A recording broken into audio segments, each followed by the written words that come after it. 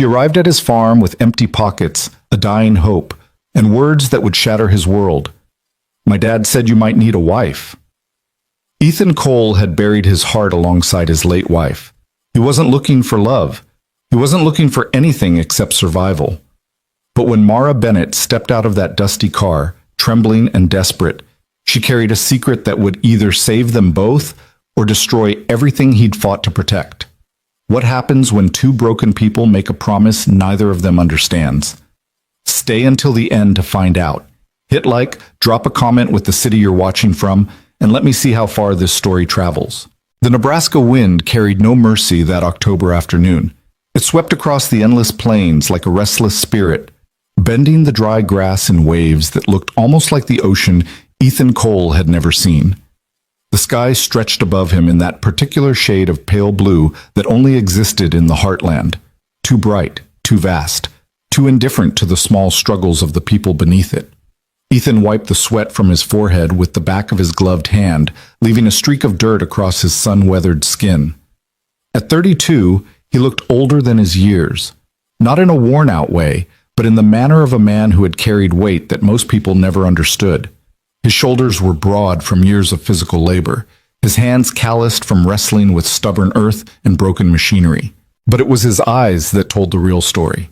Those pale blue eyes that had seen too much loss, held too much grief, and still somehow managed to hold on to a flicker of something that refused to die. The fence post in front of him had rotted at the base. Third one, this month. The whole eastern fence line was falling apart, and Ethan knew he should have replaced it 2 years ago. But 2 years ago, he'd been too busy keeping himself alive to worry about fence posts. 2 years ago, he'd been learning how to be a mother and a father at the same time, how to comfort a crying toddler at 3 a.m. when his own tears wouldn't stop falling, how to explain to a child too young to understand why mommy wasn't coming home anymore. He drove the new post into the ground with more force than necessary. The physical exertion helped, it always did. When his arms burned and his muscles screamed, there was less room in his head for the memories. Less space for the image of Sarah's smile, for the sound of her laugh, for the way she used to stand on this very porch and call him in for dinner with that teasing voice that made everything feel like home. Sarah had been gone for 4 years now. Sometimes it felt like yesterday. Sometimes it felt like a lifetime ago. And sometimes, like today, it felt like both at the same time. A wound that had scarred over but still ached when the weather changed. Ethan straightened up and looked back at the farmhouse. It was a modest structure, white paint peeling in places, green shutters that needed repainting, a wraparound porch that creaked in all the familiar spots. It wasn't much to look at, but it had been in his family for 3 generations. His grandfather had built the original structure with his own hands. His father had expanded it, and Ethan had fought, God, how he had fought, to keep it. Through the kitchen window, he could see the small form of his daughter, Lily, curled up on the couch with her favorite stuffed rabbit. She was 4 years old now, with Sarah's dark curls and his own stubborn chin. She was taking her afternoon nap, and Ethan had learned to guard those quiet hours like precious gold. It was the only time he had to get any real work done, the only moments when he didn't have a small hand tugging at his jeans or a sweet voice asking him questions he didn't always know how to answer. Daddy, why is the sky blue? Daddy, where do the birds go when it rains? Daddy, is Mommy watching us from the clouds? That last question still made his heart clench every time. He returned his attention to the fence, driving another nail into the crossbeam. The rhythmic thud of the hammer was almost meditative. Thud, thud, thud. The sound echoed across the empty fields, a lonely percussion that seemed to emphasize just how quiet his life had become. The farm wasn't what it used to be. In his father's time, they'd run nearly 200 head of cattle and grew corn and soybeans across 400 acres. But after the accident that took both his parents when Ethan was 25, and then Sarah's illness that followed just 3 years later, the operation had shrunk. Now it was just Ethan, 60 acres of barely profitable crops, a small herd of cattle that required constant attention, and a mountain of debt that never seemed to get any smaller no matter how hard he worked. Most days, he wondered why he bothered. Most days, the only thing that kept him going was the little girl sleeping inside that house, the daughter who needed him, who depended on him, who looked at him with Sarah's eyes and made him want to be better than he was. Ethan was so lost in his thoughts that he almost didn't hear the car. It was the crunch of gravel that finally caught his attention, that distinctive sound of tires rolling up the long driveway that led from the main road to the farmhouse. He looked up, squinting against the afternoon sun, and felt his body tense with automatic wariness. Visitors were rare out here. The farm was 7 miles from the nearest town, and most people had no reason to make the drive. When someone did show up unannounced, it usually meant trouble. A bill collector, a county inspector, or worse, his Aunt Ruth coming to remind him once again that he was failing, that he should just sell the land and move somewhere more practical, that he was in over his head and everyone knew it. The car that emerged from the dust cloud was unfamiliar. It was an old sedan, the kind that had probably been reliable once but had seen better decades. The paint was faded, the bumper slightly dented, and as it rolled to a stop near the house, Ethan could hear the engine making a sound that suggested it was held together by prayers and persistence. He set down his hammer and pulled off his work gloves, his eyes never leaving the vehicle. Years of hardship had taught him to be cautious. He'd learned that not everyone who smiled at you wanted to help, that sometimes the people who seemed the most friendly had the sharpest knives hidden behind their backs. The car door opened. A woman stepped out. She was younger than him, late 20s, he guessed, with auburn hair that the wind immediately caught and tangled. She was thin, too thin, in a way that suggested meals had been optional lately. Her clothes were clean but worn, a simple blouse and jeans that had seen too many washes, and in her hands she clutched a bag, an old canvas duffel that she held against her chest like it contained everything she owned, which, Ethan would later learn, it did. For a long moment, they just stared at each other across the yard. She stood by the car, her posture rigid with something between fear and determination. He stood by the fence, hammer forgotten, trying to make sense of this unexpected apparition in his driveway. "Can I help you?" he called out, his voice rougher than he intended. The woman flinched slightly at the sound, then straightened her shoulders in a gesture that spoke of practiced courage. She took a step forward, then another, until she was close enough that he could see her face clearly. She had green eyes. That was the first thing he noticed, eyes the color of spring leaves, currently red-rimmed as if she'd been crying recently. Her skin was pale, almost translucent, and there was a bruise-like shadow of exhaustion beneath her eyes that suggested she hadn't slept properly in days, maybe weeks. "Mr. Cole?" Her voice was quiet, trembling at the edges despite her obvious effort to control it. "Ethan Cole?" He nodded slowly, his guard still firmly in place. "That's me. Who's asking?" She took a deep breath, then another. He watched her hands tighten on the strap of her bag, watched her throat work as she swallowed hard. Whatever she was about to say, it was costing her something to say it. "My name is Mara Bennett," she said finally. "Frank Bennett was my father." The name hit Ethan like a physical blow. Frank Bennett. He hadn't heard that name spoken aloud in almost 6 months. Not since the funeral, not since he'd stood at the edge of an open grave and watched them lower into the ground, the only man who had ever stood between him and complete ruin. "Frank," Ethan repeated, his voice barely above a whisper. "You're Frank's daughter?" Mara nodded, her eyes searching his face for something, recognition maybe, or understanding. "He talked about you before he passed. He talked about you a lot, actually. About this farm. About everything you've been through." She paused, and he saw her throat work again. "About everything he helped you survive." Ethan felt the world tilt slightly beneath his feet. Memories flooded back, memories he'd tried so hard to lock away in the deepest corners of his mind. Frank Bennett, sitting across from him at the kitchen table, while Ethan's hands shook with exhaustion and fear. Frank, making phone calls and filing paperwork, and standing up to people twice his size because Ethan had been too broken to do it himself.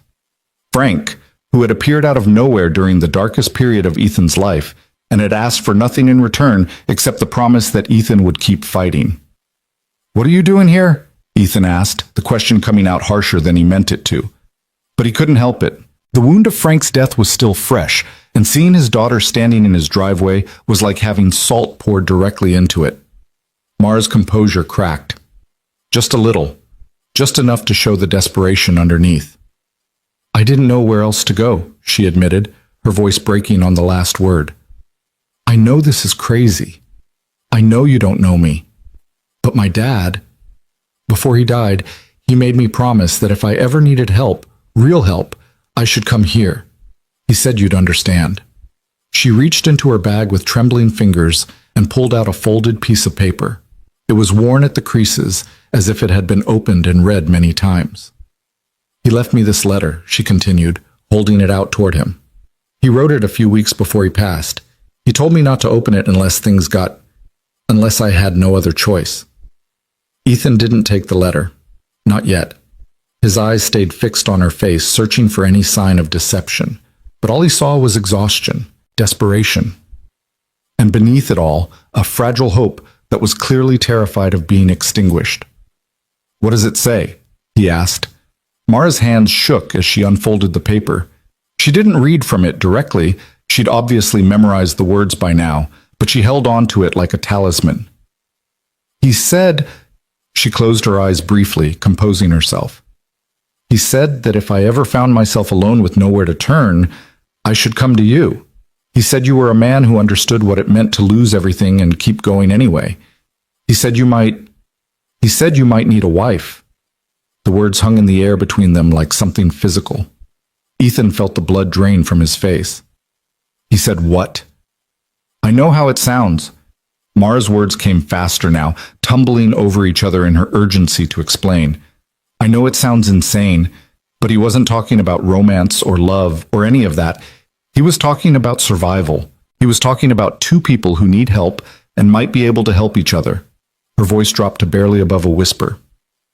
"He was talking about not having to face everything alone." Ethan opened his mouth to respond, but no words came out.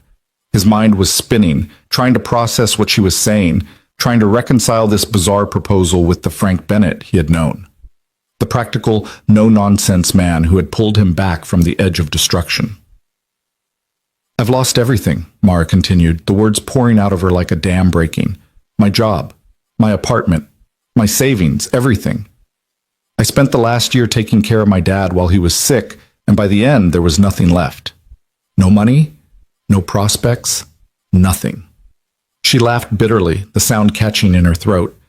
"I've been living in my car for 2 weeks, sleeping in rest stops, washing my hair in gas station bathrooms, and I kept telling myself I would figure it out. I kept telling myself I didn't need help, but then..." She looked down at the letter in her hands. "But then I read this, and I thought maybe my dad saw something I couldn't see. Maybe he knew something I didn't know." Ethan stared at her for a long moment. Then, slowly, he turned and looked back at his farmhouse. Through the window, he could see Lily still sleeping peacefully on the couch, completely unaware that her father's world was being tilted on its axis just 50 yards away. "Why would your father say that?" he asked finally, turning back to face her. "Why would he send you here?" Mara met his gaze, and for the first time he saw something besides desperation in her eyes. He saw honesty. "Because he knew you were struggling too," she said softly. "He told me about your wife, about your daughter, about how hard you've been fighting just to hold on to this place. He said..." She hesitated, then continued. "He said you were the most stubborn, proud, and good man he'd ever met. And he said that sometimes good men need to let someone help them, even when every instinct tells them to do it alone." The words hit home in a way Ethan wasn't prepared for, because Frank had said those exact words to him once, sitting right there on that porch, 2 weeks after Sarah's funeral, when Ethan had been ready to give up on everything. "I'm not asking you to love me," Mara continued. "I'm not asking you for romance or affection or any kind of relationship. I'm just asking..." She faltered, and for a moment he saw the little girl she must have been once, scared and alone and hoping someone would notice. "I'm just asking for a chance, a place to stand while I figure out how to rebuild my life. And in return, I'll do whatever you need. Cook, clean, help with the farm, help with your daughter." Her voice cracked. "Just please don't send me away. I don't have anywhere else to go." Ethan felt something shift inside his chest, something painful and familiar. He recognized that look in her eyes, that particular combination of pride and desperation, determination and fear. He recognized it because he'd seen it in his own reflection every morning for the past 4 years. It was the look of someone who had hit bottom and was trying desperately not to sink any deeper. "Come inside," he heard himself say. "We need to talk." The farmhouse kitchen hadn't changed much since Sarah's time. Same wooden table with its worn surface and slightly uneven legs. Same window over the sink that looked out toward the fields. Same cast iron pans hanging from hooks above the stove that had been there since his grandmother's day. But it felt different now. Emptier. Like a house that remembered what it was like to be full of warmth and had never quite recovered from the loss. Ethan gestured for Mara to sit at the table while he filled a kettle with water from the tap. His hands moved automatically, going through the familiar motions of making coffee while his mind raced through the implications of what had just happened in his driveway. Frank Bennett's daughter. Here. Proposing what exactly? Marriage? A business arrangement? Some kind of desperate partnership between two people who had both been chewed up by life and spit out on the other side? He glanced at her from the corner of his eye. She sat rigidly in this wooden chair, her bag still clutched in her lap, her eyes darting around the kitchen with a mixture of curiosity and wariness.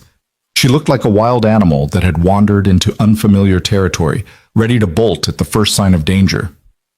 "Tell me about your father," Ethan said as he set a mug of black coffee in front of her. "Tell me what happened." Mara wrapped her hands around the warm mug, and he noticed how thin her fingers were, how the bones seemed too prominent beneath the skin. "Cancer," she said quietly. "Pancreatic. By the time they caught it, there was nothing anyone could do. They gave him 6 months, but he lasted almost 14. Stubborn right until the end." Ethan nodded. That sounded like Frank. "I moved back home to take care of him," Mara continued, staring into her coffee like it held answers she desperately needed. "I had a job in Chicago, nothing fancy, just an office manager position at a small company. I had an apartment, a life. Not an exciting life, but it was mine." She smiled, but there was no happiness in it. "I gave it all up to come home. Quit my job. Let my apartment go. Drained my savings to cover what his insurance didn't pay for, and I don't regret it, not for a second. He was my dad. He raised me alone after my mom left. He gave me everything he had. How could I not be there for him at the end?"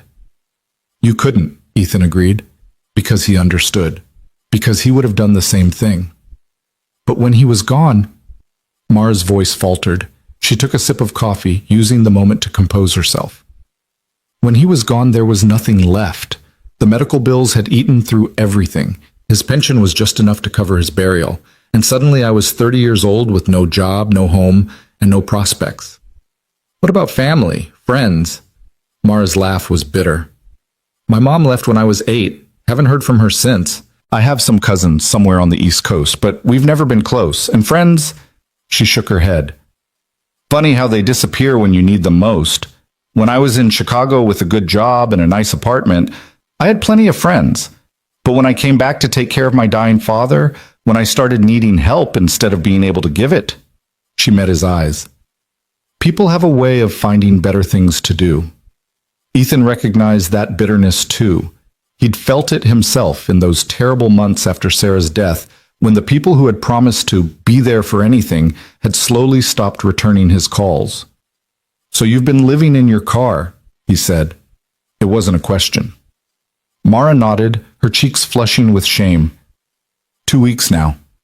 I've been driving around, trying to find work, trying to figure something out.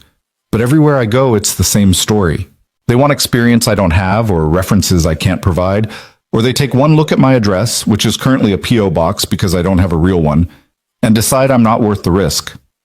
And the letter? She reached for her bag and pulled out the worn piece of paper again. This time she handed it directly to Ethan. "He wrote it 3 weeks before he passed," she said. "Made me promise not to open it unless I was desperate. I think..." Her voice caught. "I think he knew this would happen. I think he knew I'd end up alone with nowhere to turn. And he wanted to make sure I had at least one door I could knock on." Ethan unfolded the letter. The handwriting was shaky, the handwriting of a man whose body was failing him, but the words were clear. "Dear Mara, if you're reading this, then things have gotten bad. I hoped they wouldn't, but life has a way of kicking us when we're already down. I've learned that lesson too many times to count. I need to tell you about a man named Ethan Cole. I met him 5 years ago, during the worst year of his life.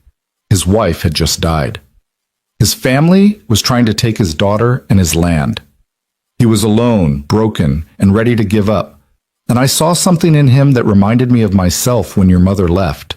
A man who was standing at the edge of a cliff, trying to decide if falling was easier than fighting. I helped him because I couldn't stand by and watch another good person be destroyed.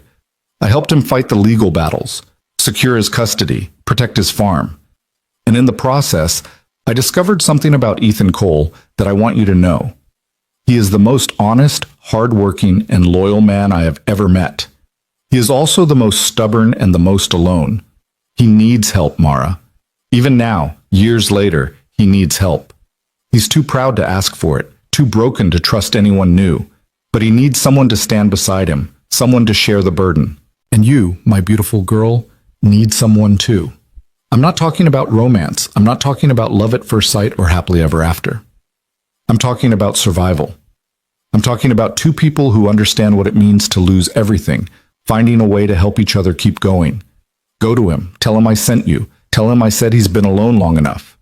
And if he gives you that stubborn look he's so famous for, the one that says he doesn't need anyone, remind him of what I told him the night Sarah died. We don't survive alone. We just think we do. I love you, sweetheart, more than I ever knew how to say. Dad. Ethan read the letter twice, then a third time. The words blurred slightly, and he realized with a distant surprise that his eyes were wet. He never told me about you, he said finally, his voice rough. In all the time I knew him, he never mentioned a daughter. Mara nodded, unsurprised. That was my fault. I was angry with him for a long time after my mom left. Blamed him even though it wasn't his fault. By the time I grew up enough to realize how wrong I'd been, we'd lost so many years. She took a shaky breath. I came back when he got sick. We spent those last 14 months making up for lost time. And he told me about everything, his life, his regrets, all the people he'd helped over the years. She met Ethan's eyes. He was proudest of helping you. Ethan looked down at the letter again. Then he looked at the woman sitting across from him, this stranger who wasn't quite a stranger, connected to him by a debt he could never repay. Frank Bennett had saved his life. Not literally, perhaps, but in every way that mattered. When Ethan's Aunt Ruth had swept in after Sarah's funeral with lawyers and accusations, and a custody petition that claimed he was unfit to raise his own daughter, Frank had appeared out of nowhere, an old friend of Ethan's father whom Ethan barely remembered, and had fought alongside him like a man possessed. He'd found better lawyers, dug up evidence of Ruth's true motives, stood beside Ethan in courtroom after courtroom until the judge finally ruled in his favor. And when it was over, Frank had simply shaken his hand and said, "Your father was a good man. He would have wanted someone to look out for you." Then he'd driven away, refusing any payment, any thanks, anything except the promise that Ethan would keep fighting. Now Frank was gone. And his daughter was sitting in Ethan's kitchen, asking for the same thing Frank had once given him, a chance. "This is crazy," Ethan said finally. "I know. You don't know me. I don't know you. I know. Marriage isn't something you just decide to do with a stranger because you're both desperate." Mara's chin lifted slightly, a gesture of pride despite her circumstances. Actually, throughout most of human history, that's exactly what marriage was.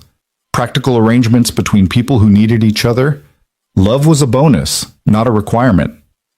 Ethan stared at her. Despite everything, he felt the corner of his mouth twitch. "Did you just give me a history lesson?" I worked in an office. I read a lot during lunch breaks. Something flickered in her eyes, the ghost of a personality that existed beneath the exhaustion. "Look, I'm not asking you to fall in love with me. I'm not asking for forever. I'm asking for a roof over my head and a chance to be useful. In return, I'll work harder than anyone you've ever hired. I'll help with your daughter. I'll cook, clean, manage the house, whatever you need." She leaned forward, her eyes intense. "I'm not a charity case. I'm offering a partnership, an arrangement that helps us both." "And what do you get out of it, besides a place to stay?" Mara was quiet for a moment. When she spoke, her voice was softer, more vulnerable. "I get to stop running. I get to stop looking over my shoulder, wondering where I'm going to sleep or how I'm going to eat. I get to... She swallowed hard. I get to feel like a person again instead of a problem. I get to have a purpose. Ethan thought about the woman's words. He thought about the dirty dishes piling up in his sink because he never had time to wash them, the laundry mountain growing in the corner of his bedroom, the meals he made for Lily that were nutritious but joyless, because cooking had been Sarah's domain, and he'd never learned to do it with love the way she had. He thought about the lonely nights after Lily went to bed, sitting on the porch with a beer and watching the darkness, wondering if this was all his life would ever be. He thought about Ruth, who still circled like a vulture, just waiting for him to fail so she could swoop in and claim what she'd always believed should be hers. He thought about Frank's letter and the words that kept echoing in his head. We don't survive alone. We just think we do. I have a daughter, he said slowly. She's 4 years old. Her name is Lily. I know, my dad told me about her. If you came here, if you stayed, she would have to come first. Always. No exceptions. Of course. And it wouldn't be... He struggled with the words. It wouldn't be a real marriage. Not in that way. I'm not ready for that. I don't know if I'll ever be ready for that. Something passed across Mara's face. Relief, he thought, mixed with understanding. That's fine. I'm not looking for that either. Ethan nodded slowly. His mind was still screaming that this was insane, that he was seriously considering marrying a woman he'd known for less than an hour. But somewhere beneath the logical objections, a quieter voice was speaking. A voice that sounded suspiciously like Frank Bennett's. She's standing at the edge, same as you were. Are you really going to let her fall? You should meet her, Ethan said finally. Lily, before we decide anything, you should meet her, and she should meet you. Because if she doesn't take to you, if there's any sign that she's uncomfortable or scared, then this conversation is over. Mara nodded quickly, hope blazing in her eyes despite her obvious effort to contain it. Of course. Yes. Whatever you need. As if on cue, a small voice called out from the living room. Daddy? Ethan felt his heart constrict the way it always did when he heard that voice. He rose from his chair and walked to the kitchen doorway, where he could see into the living room beyond. Lily was sitting up on the couch, her stuffed rabbit clutched against her chest, her dark curls a mess of tangles from sleep. Her eyes, Sarah's eyes, were still heavy with naptime drowsiness, but they widened when she saw the stranger at the kitchen table. Daddy? She said again, more uncertainly this time. Who's that lady? Ethan crouched down and opened his arms. Lily immediately stumbled off the couch and ran to him, burying her face against his shoulder. He lifted her easily, settling her against his hip the way he'd done 1,000 times before. Lily, he said gently, this is Miss Mara. She's a friend. She's going to visit us for a little while. Lily peeked out from behind her rabbit, studying Mara with the unfiltered intensity that only children possessed. Mara smiled at her, a careful, gentle smile that didn't demand anything in return. Hi, Lily, she said softly. I like your bunny. What's his name? Lily considered this for a long moment. Then, slowly she held up the stuffed animal so Mara could see it better. His name is Mr. Flops, because his ears flop. That's a perfect name, Mara said seriously. Very logical. Something shifted in Lily's expression. The wariness didn't disappear entirely, but it softened into something closer to curiosity. She looked up at Ethan with a question in her eyes. She can stay? Lily asked. Miss Mara can stay for dinner? Ethan looked at his daughter. Then he looked at the woman sitting at his kitchen table. This desperate stranger with Frank Bennett's eyes and a letter that spoke of survival and second chances. Yes, he heard himself say. She can stay for dinner, child. That first dinner was awkward in ways that Ethan had expected and ways that surprised him. He made spaghetti, one of the few dishes he'd mastered in his years of reluctant bachelorhood, and watched as Mara ate with the careful deliberation of someone who hadn't had a proper meal in days. She tried to hide it, taking small bites and making conversation, but he noticed the way her hands trembled slightly as she lifted the fork, the way her eyes kept darting to the food on her plate as if she was afraid it might disappear. Lily, meanwhile, seemed fascinated by their visitor. She peppered Mara with questions throughout the meal. Where did she come from? Did she have a bunny too? Why were her clothes different from Daddy's? Did she like horses? Did she like princesses? Did she know how to braid hair? Mara answered each question with patience and gentle humor, never talking down to the child or treating her curiosity as a burden. And gradually, Ethan watched his daughter's initial wariness transform into something warmer. By the time dessert came, store-bought cookies that Ethan felt vaguely guilty about, Lily had declared that she liked Miss Mara's hair and asked if they could be friends. After dinner, Ethan put Lily to bed while Mara insisted on washing the dishes. He tried to argue, but she was already at the sink, sleeves rolled up, before he could finish his objection. So instead, he carried Lily upstairs, read her 3 bedtime stories instead of the usual 2, and tucked her in with Mr. Flops beside her on the pillow. "Daddy?" Lily's voice was sleepy, her eyes already half closed. "Yes, sweetheart?" "Is Miss Mara sad?" Ethan paused, surprised by the question. "What makes you ask that?" Lily considered this with the solemnity of a child wise beyond her years. "Her eyes look sad, like yours sometimes look sad, like when you think I'm not watching." Ethan felt something catch in his throat. He leaned down and pressed a kiss to his daughter's forehead. "Sometimes people are sad," he said quietly, "but that doesn't mean they can't be happy too. Sometimes the sad and the happy are all mixed up together." Lily nodded as if this made perfect sense. Then her eyes drifted closed, and within moments she was asleep. Ethan stood there for a long time, watching her breathe. The moonlight coming through the window turned her dark curls silver, and for just a moment she looked so much like Sarah that his heart actually hurt. When he finally went back downstairs, he found Mara standing on the porch, looking out at the fields. The dishes were done, the kitchen was clean, and she'd even wiped down the counters, something Ethan usually forgot to do. "She's beautiful," Mara said without turning around. "Your daughter. She's absolutely beautiful." Ethan moved to stand beside her, maintaining a careful distance. "She looks like her mother." "I can see that. From the photos in the living room." Mara glanced at him sideways. "She died? Your wife?" 4 years ago. Cancer. Same as your father. Different kind." Mara nodded, and he saw understanding pass across her face. Not pity, he was grateful for that, but genuine recognition. The shared experience of watching someone you love fade away, unable to stop it no matter how hard you try. "I'm sorry," she said. "My dad told me, but I didn't want to assume. It's fine. I've learned to live with it." He paused. "Most days, anyway." They stood in silence for a while, watching the stars emerge one by one in the darkening sky. The night was cool but not cold, with the particular crispness that heralded autumn in Nebraska. Somewhere in the distance, a coyote howled, and another answered. "I need to think about this," Ethan said finally. "About everything you've proposed. I can't make a decision like this in one night." Mara nodded quickly. "Of course. I understand. There's a guest room upstairs. It's small, and it probably hasn't been properly cleaned since—" He trailed off, not finishing the sentence. "Since Sarah died, since everything fell apart." "You can stay there tonight. We'll figure out the rest tomorrow."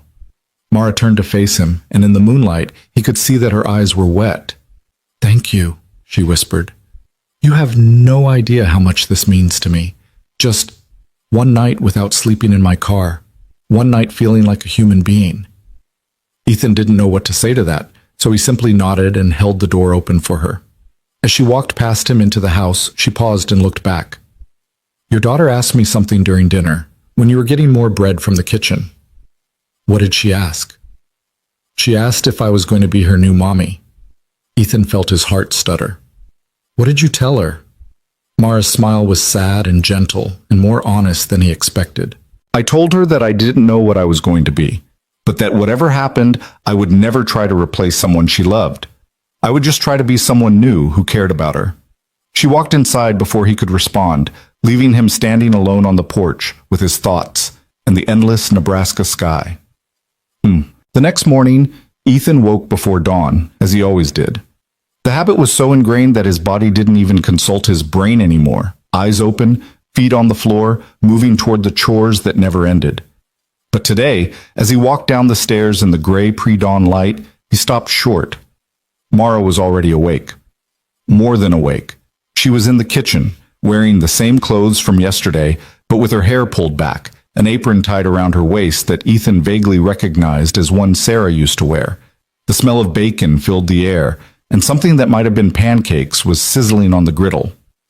"Good morning," she said when she saw him, and there was something almost nervous in her voice. "I hope you don't mind. I couldn't sleep, and I thought I wanted to show you that I can be useful, that I'm not just asking for charity." Ethan stood in the doorway, too surprised to move. No one had made him breakfast in 4 years. Since Sarah, every morning meal had been cereal eaten standing at the counter or toast grabbed on the way out the door. "You didn't have to do this," he managed. "I know, but I wanted to." She flipped a pancake with practiced ease. "My dad used to say that food was a language, that when you cook for someone, you're telling them they matter." She glanced at him, a hint of vulnerability beneath her determined expression. "I want you to know that you matter, that this chance you're giving me, even just one night, it matters." Ethan walked slowly into the kitchen, not sure what to do with his hands or his face or any of the emotions currently warring in his chest.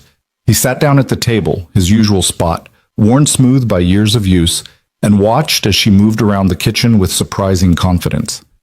"You can cook," he observed. "I can do a lot of things." She set a plate in front of him, bacon, pancakes, eggs cooked just the way he liked them, though he had no idea how she'd known.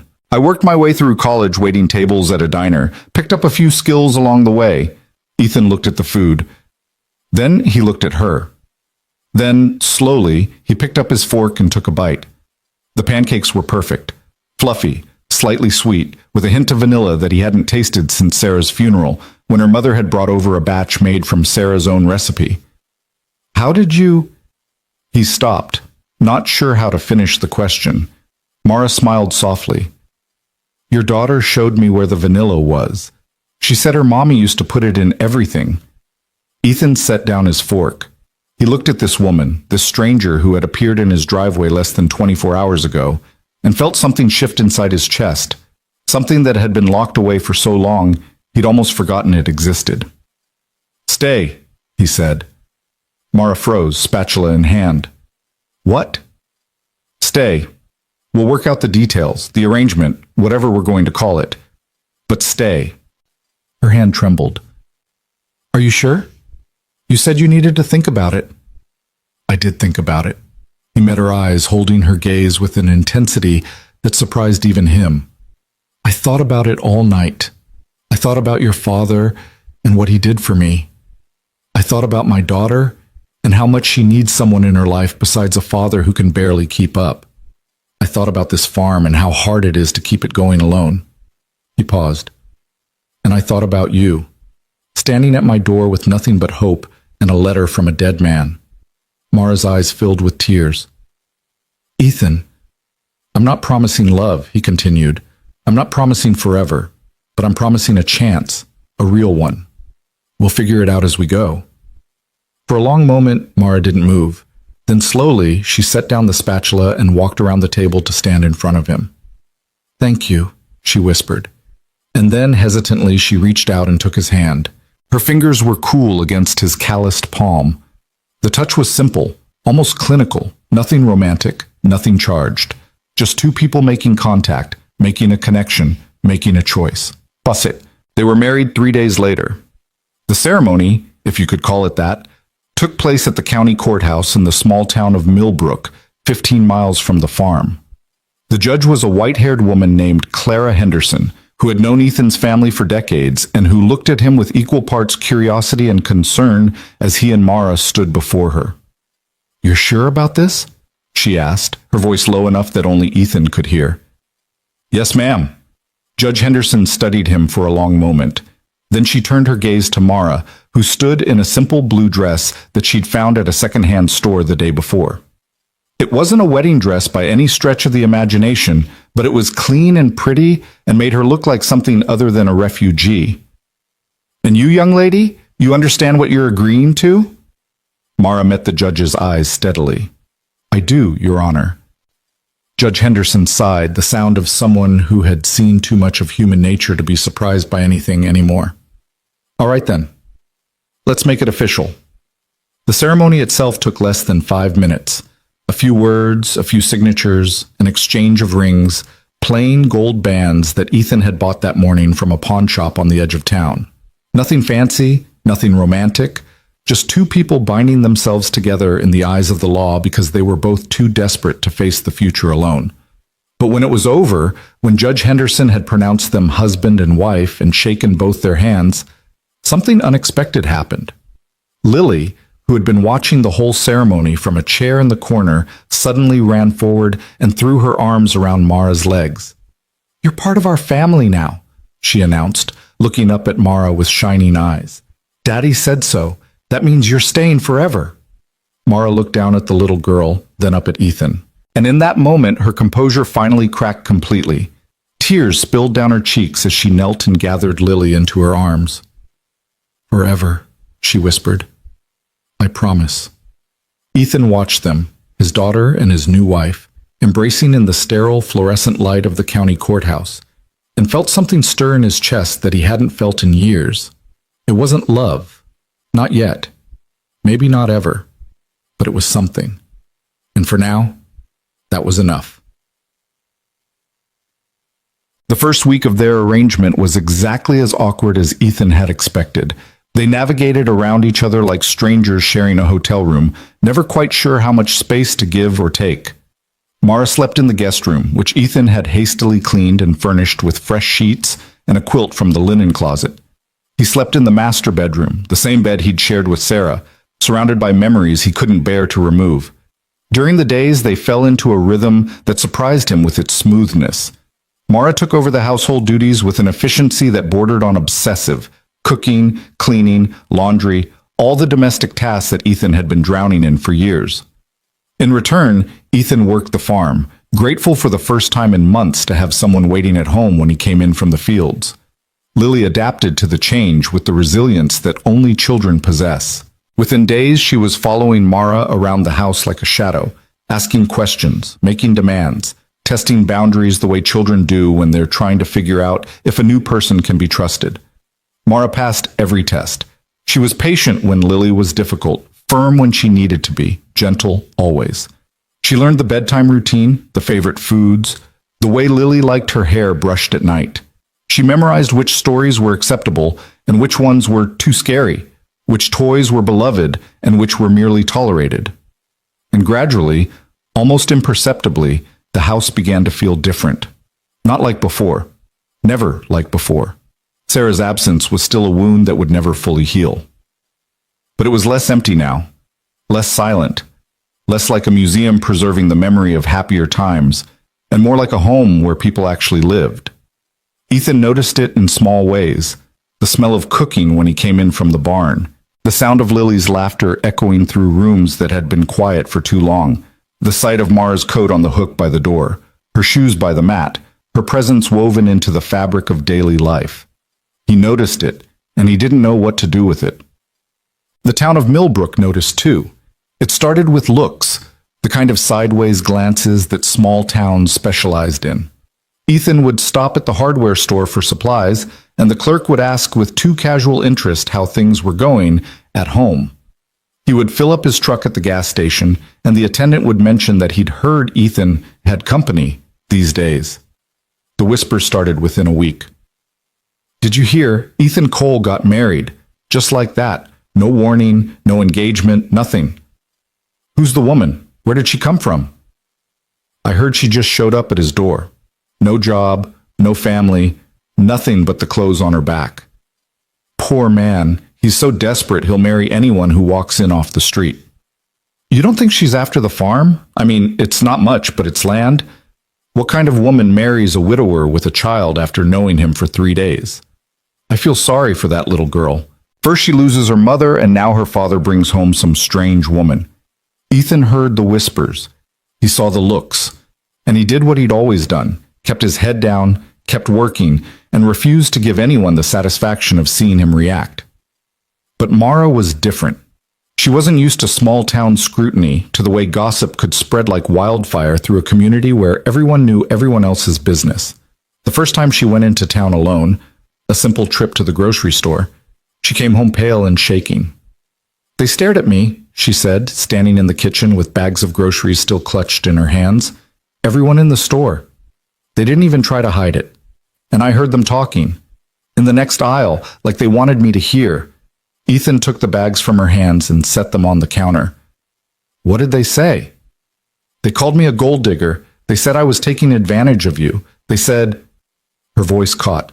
"They said I was probably sleeping with you while your wife was still dying." Rage flared in Ethan's chest, hot and immediate and surprising in its intensity. He hadn't felt protective of anyone except Lily in years. But hearing what people were saying about Mara, about this woman who had done nothing except ask for help— "Ignore them," he said, the words coming out rougher than intended. "They don't know anything. They're just bored people with nothing better to do than judge others." But what if they're right? Mara's eyes were wet, her composure crumbling. What if I am taking advantage of you? What if this whole arrangement is exactly as selfish as they think it is? Ethan reached out and took her hands. It was the first time he'd initiated physical contact since the courthouse, and he felt her flinch slightly in surprise. "Listen to me," he said firmly. "You are not taking advantage of anyone. You came here because you had nowhere else to go, and I let you stay because I needed help. That's the truth. Nothing more, nothing less." He squeezed her hands gently. "And anyone who thinks they have the right to judge either of us can go straight to hell." Mara stared at him, tears still glistening on her cheeks. Then, slowly, the corner of her mouth twitched. "That's the most words you've said to me at once since I got here," she observed. Ethan felt his own mouth curve slightly.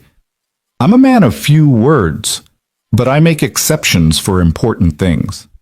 She laughed, a small surprise sound that seemed to escape against her will. And for just a moment, standing in the kitchen with afternoon light streaming through the window, they felt less like strangers and more like something else. Not friends, exactly. Not lovers, certainly. But partners. Real ones. People who had chosen to face the world together, even when the world seemed determined to tear them apart. The whispers continued, but over time their sting lessened. Mara learned to hold her head high when she walked through town, to meet curious stares with calm composure instead of shrinking away. Ethan made a point of being seen with her, at the feed store, at the diner, at church on Sundays, silently daring anyone to say to his face what they whispered behind his back. And slowly, gradually, the town began to accept what they couldn't change. The marriage was real, whether anyone approved of it or not. Mara was staying, whether anyone wanted her to or not. And Ethan Cole, the stubborn widower who had refused to sell his land or give up his daughter despite everything life had thrown at him, seemed happier than he'd been in years. That last part was harder to explain. Even Ethan couldn't fully account for it. He still missed Sarah every day. He still woke in the night sometimes, reaching for a warmth that was no longer there. He still caught himself thinking of things to tell her before remembering that she was gone, that she had been gone for 4 years, that she would be gone forever. But alongside the grief, something else was growing. Not love. He still wasn't ready for that. But companionship. Partnership. The simple comfort of knowing that he wasn't alone, that someone else was carrying part of the weight that had been crushing him for so long. Mara, for her part, seemed to be finding her footing as well. The hollow-eyed desperation that had marked her arrival slowly faded, replaced by something steadier. She gained weight, just a few pounds, but enough that her cheekbones no longer stood out quite so sharply. The shadows under her eyes lightened. Her movements became less frantic, more purposeful. She was healing. They both were. And even though neither of them spoke about it, even though there were nights when the silence between them stretched long and uncomfortable, they both knew that something was changing, something that neither of them had expected, something that might, eventually, become something more. On the night that marked their 1-month anniversary, not that either of them was counting, Ethan came home from the fields to find Mara waiting for him on the porch. Lily was already in bed, tucked in with Mr. Flops and a new stuffed animal that Mara had found at a yard sale. The house was quiet, the dishes were done, and the last light of sunset was painting the sky in shades of orange and pink. "Can we talk?" Mara asked. Ethan sat down in the chair beside her, his bones aching from the day's work. "Of course."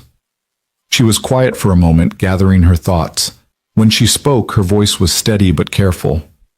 "I want you to know that I'm grateful," she said, "for everything.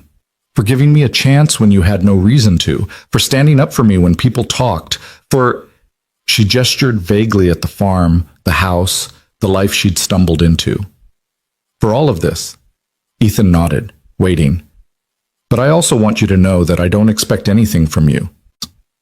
She turned to face him, her green eyes serious in the fading light. "I know this isn't a real marriage. I know we're just two people helping each other survive, and I'm okay with that. I don't need romance or affection or anything you're not ready to give." She paused, and when she continued, her voice was softer. "But I do want you to know that I'm committed to this. To you, to Lily, to whatever we're building here. I'm not going to run away when things get hard. I'm not going to disappear just because the road gets rough." She reached out and touched his arm, so lightly it was barely there. "I'm here, Ethan, for as long as you want me, and I need you to know that." Ethan looked at her, this woman who had walked into his life a month ago with nothing but desperation and hope. He thought about all the things he should say, all the words that a better man might find. But he wasn't a better man. He was just a tired farmer who had lost too much and was terrified of losing anything else. So instead of speaking, he simply reached out and took her hand, and they sat together on the porch, watching the stars emerge one by one as the Nebraska wind carried the promise of change across the endless plains. The autumn deepened, and with it came the kind of cold that seeped into bones and refused to leave. Ethan had lived through 32 Nebraska winters, but this year felt different somehow, sharper, more relentless, as if the weather itself was testing whether he and Mara could survive what they'd built. 2 months had passed since the courthouse wedding, and the farm had settled into a rhythm that still surprised Ethan with its smoothness. Mara rose before dawn each morning, and by the time he came downstairs, the kitchen would be warm with the smell of coffee and whatever she'd decided to make for breakfast. Lily had stopped calling her Miss Mara and had graduated to simply Mara, though occasionally, usually when she was tired or scared, she would slip and call her Mama before catching herself with wide, uncertain eyes.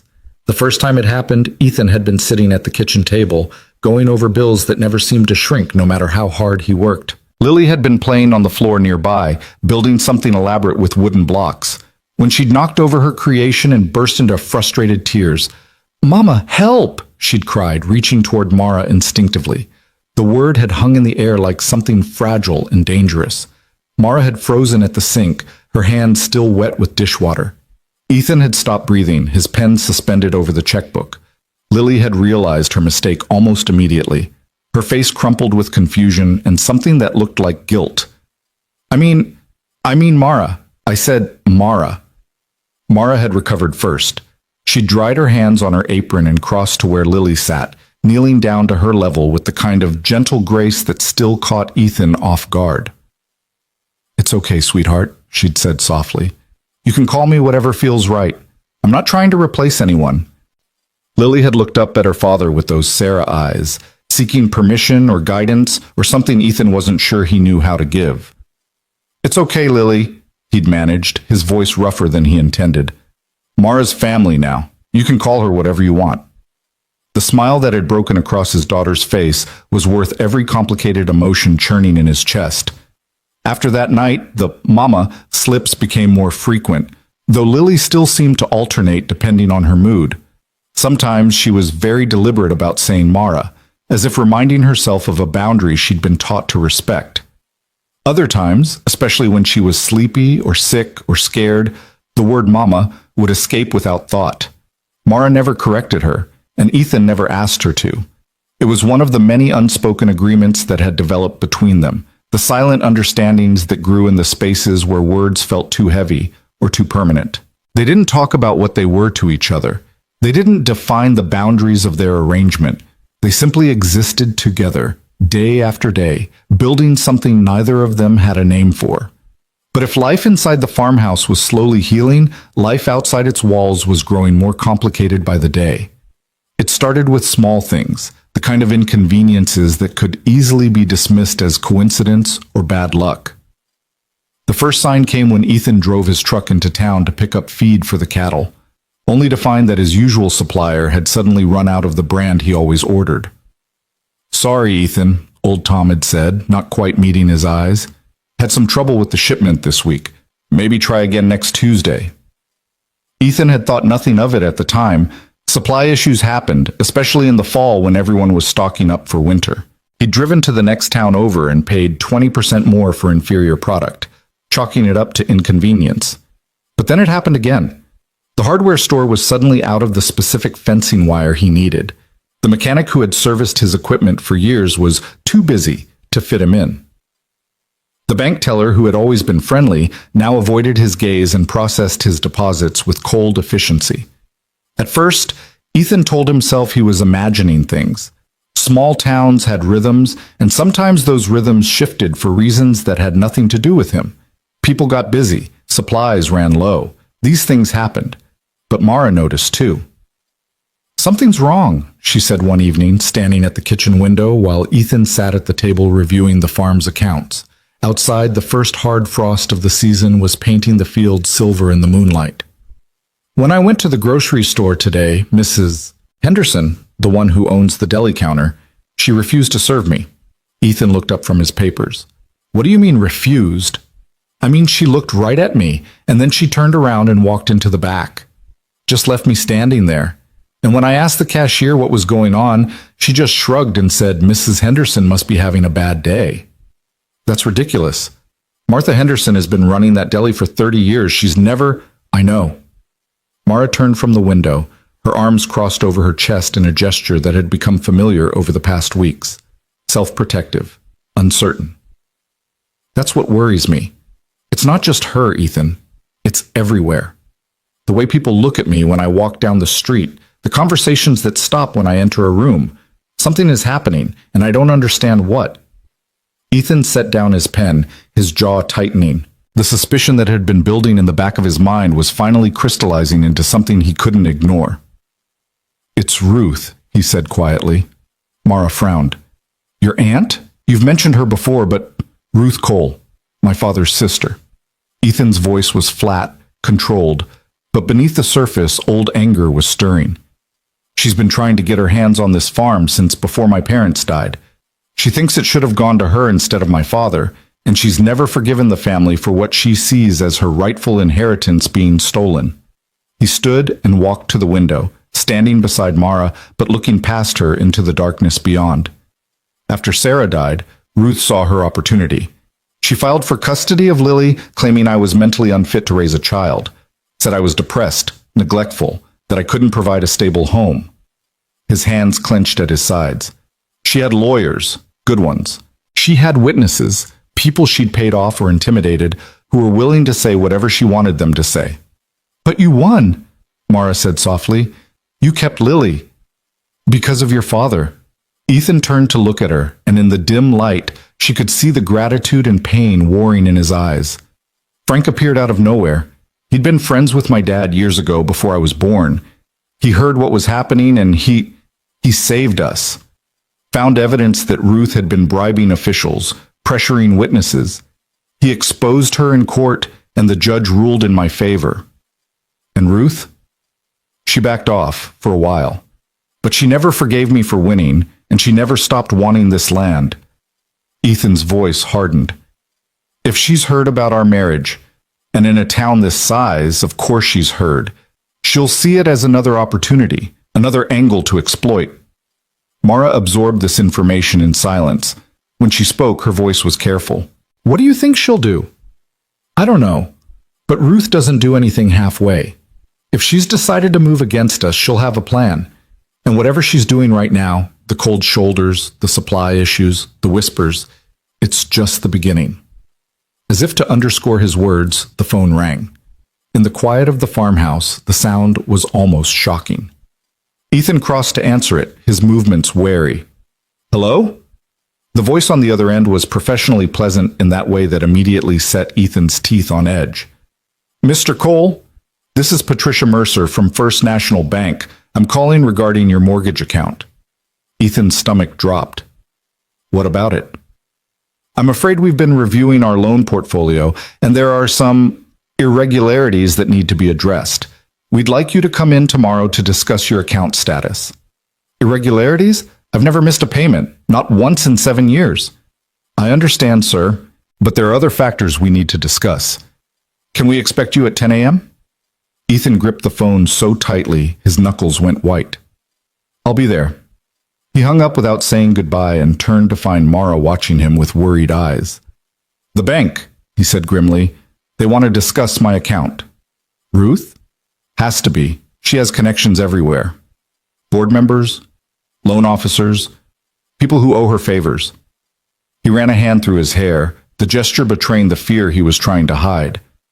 This is how she operates. She doesn't come at you directly. She squeezes from all sides until you can't breathe. Mara moved toward him, stopping just close enough to touch if she wanted to. What are we going to do? Ethan looked at her. This woman who had walked into his life 2 months ago with nothing but hope and a letter from a dead man. He thought about sending her away, about telling her that this wasn't her fight, that she should leave before Ruth's machinations destroyed her too. But even as the thought formed, he knew he couldn't do it. Not just because he needed her, though he did, more than he'd realized, but because sending her away would mean letting Ruth win. It would mean proving that the vultures were right, that his marriage was exactly the fragile arrangement everyone believed it to be. We fight, he said finally, together. Whatever she throws at us, we face it as a family. Mara's eyes glistened, but she didn't cry. Instead, she reached out and took his hand, her fingers intertwining with his in a gesture that felt more intimate than anything they'd shared before. Together, she agreed. The next morning, Ethan drove to the bank alone. He'd wanted Mara to come, had almost asked her, but in the end, he'd decided this was something he needed to face himself. Ruth would be looking for weaknesses, for cracks in his armor, and the last thing he wanted was to give her ammunition by appearing to need his wife's support for a simple meeting. The First National Bank of Millbrook was a modest brick building that had stood on Main Street for nearly a century. Ethan had walked through its doors countless times over the years, to deposit checks, to discuss loans, to shake hands with bankers who had known his father and grandfather before him. Today, the familiar space felt hostile. Patricia Mercer was waiting for him in a small office off the main lobby. She was a woman in her 50s, impeccably dressed, with the kind of professional smile that never quite reached her eyes. Mr. Cole, thank you for coming in. Please, have a seat. Ethan sat in the chair across from her desk, his posture deliberately relaxed, even as every muscle in his body was tense with anticipation. You said there were irregularities with my account. Yes. Patricia shuffled some papers on her desk, not quite meeting his eyes. As I mentioned, we've been reviewing our loan portfolio. Given current economic conditions, the bank has decided to reassess certain high-risk accounts. High risk? Ethan kept his voice level with effort. I've never missed a payment. My farm has been in my family for 3 generations. How exactly am I high risk? Patricia's smile flickered. It's not about payment history, Mr. Cole. It's about overall stability. Recent changes in your personal circumstances have raised some concerns. There it was. Ethan felt his jaw tighten. Recent changes. You mean my marriage? Your very sudden marriage, Patricia corrected delicately. To a woman with no local connections, no employment history in the area, and, if our information is correct, no assets of any kind. Your information. Ethan leaned forward, his eyes hard. And where exactly did you get this information, Ms. Mercer? For the first time, Patricia's composure slipped, just slightly, a flicker of unease crossing her features before the professional mask returned. The bank has many sources. We have a responsibility to protect our investments. Your investments? Ethan stood, unable to sit any longer. Let me tell you what I think is happening here. I think someone has been whispering in the bank's ear. Someone with connections on the board. Someone who has a personal interest in seeing me fail. Patricia's face went carefully blank. I don't know what you're implying. I think you do. Ethan placed his hands on her desk, leaning in close enough to see the nervous flutter of her pulse at her throat. I think you know exactly who's behind this reassessment, and I think you know that what you're doing isn't just unethical, it's probably illegal. Patricia's mask cracked further. Mr. Cole, I would advise you to be very careful about making accusations you can't prove, and I would advise you to be very careful about whose bidding you do. Ethan straightened, reaching for the control that was threatening to slip away from him. I've dealt with Ruth Cole's games before. I know how she operates. And I promise you this, if this bank takes any action against my farm based on manufactured concerns and whispered lies, I will fight back. With lawyers, with publicity, with whatever it takes. He headed for the door, then stopped and turned back. You can tell Ruth I'm not the broken man I was 4 years ago. She caught me at my weakest once, and she almost won. But I'm stronger now, and I'm not alone anymore. He left without waiting for a response, walking through the lobby with his head held high, while the tellers and customers watched him pass. Let them stare, let them whisper. He didn't care anymore. The battle lines had been drawn. When Ethan got home, he found Mara in the garden behind the house, pulling the last of the season's vegetables before the frost could claim them. She looked up at the sound of his truck, and something in his expression must have told her what she needed to know. That bad? She asked, pulling off her gardening gloves. Worse. Ethan sat down heavily on the porch steps, suddenly exhausted despite the early hour. They're calling in my loan. Well, not calling it in exactly. They can't do that as long as I'm current on payments, but they're reassessing my risk profile, which means they can raise my interest rate, change my terms, make it impossible to keep up. Mara sat beside him, close enough that their shoulders almost touched. Can they do that? Legally? There are ways, loopholes, fine print in contracts that most people never read. He laughed bitterly. Ruth always was good at finding loopholes. What about fighting back? You said you'd get lawyers.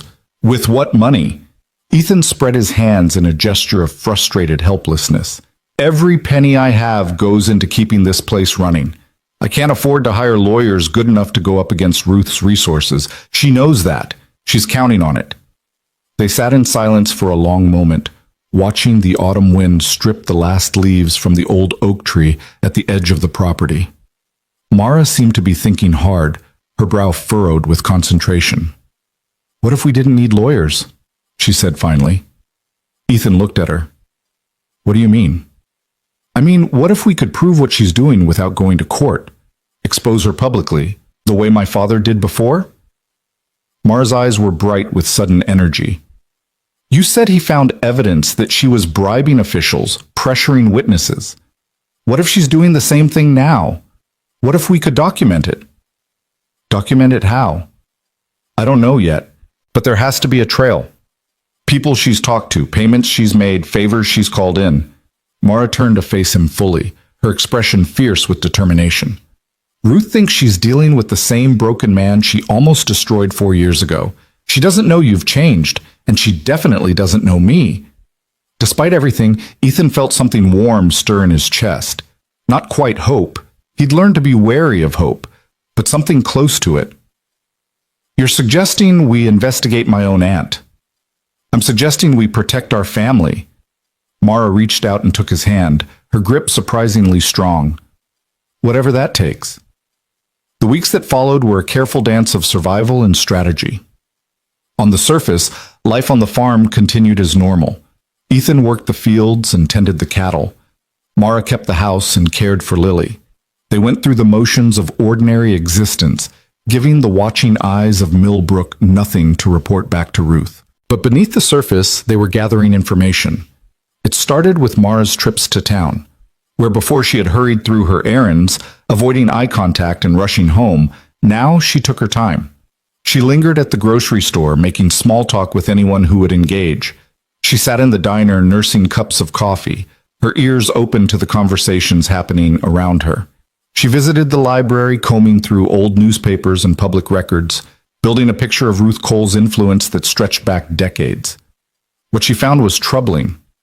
Ruth's fingerprints were everywhere, on the board of the bank, on the town council, on the committees that decided zoning laws and business permits. She had donated to every political campaign, sponsored every community event, positioned herself as Millbrook's most generous and civic-minded citizen. But beneath the veneer of philanthropy, there were patterns. Businesses that had crossed her tended to fail within years. Families who had opposed her found themselves mysteriously unable to secure loans or permits. People who had spoken against her had a way of leaving town, moving somewhere else, disappearing from the community entirely. Ruth Cole wasn't just wealthy and connected. She was, in the parlance of the place, someone you didn't cross. She's been building this for years, Mara told Ethan one night, spreading her notes across the kitchen table like evidence in a trial. Maybe decades. Every favor she does, every donation she makes, it's all investment. Capital she can call in when she needs something. Ethan studied the papers, his expression grim. I knew she was powerful.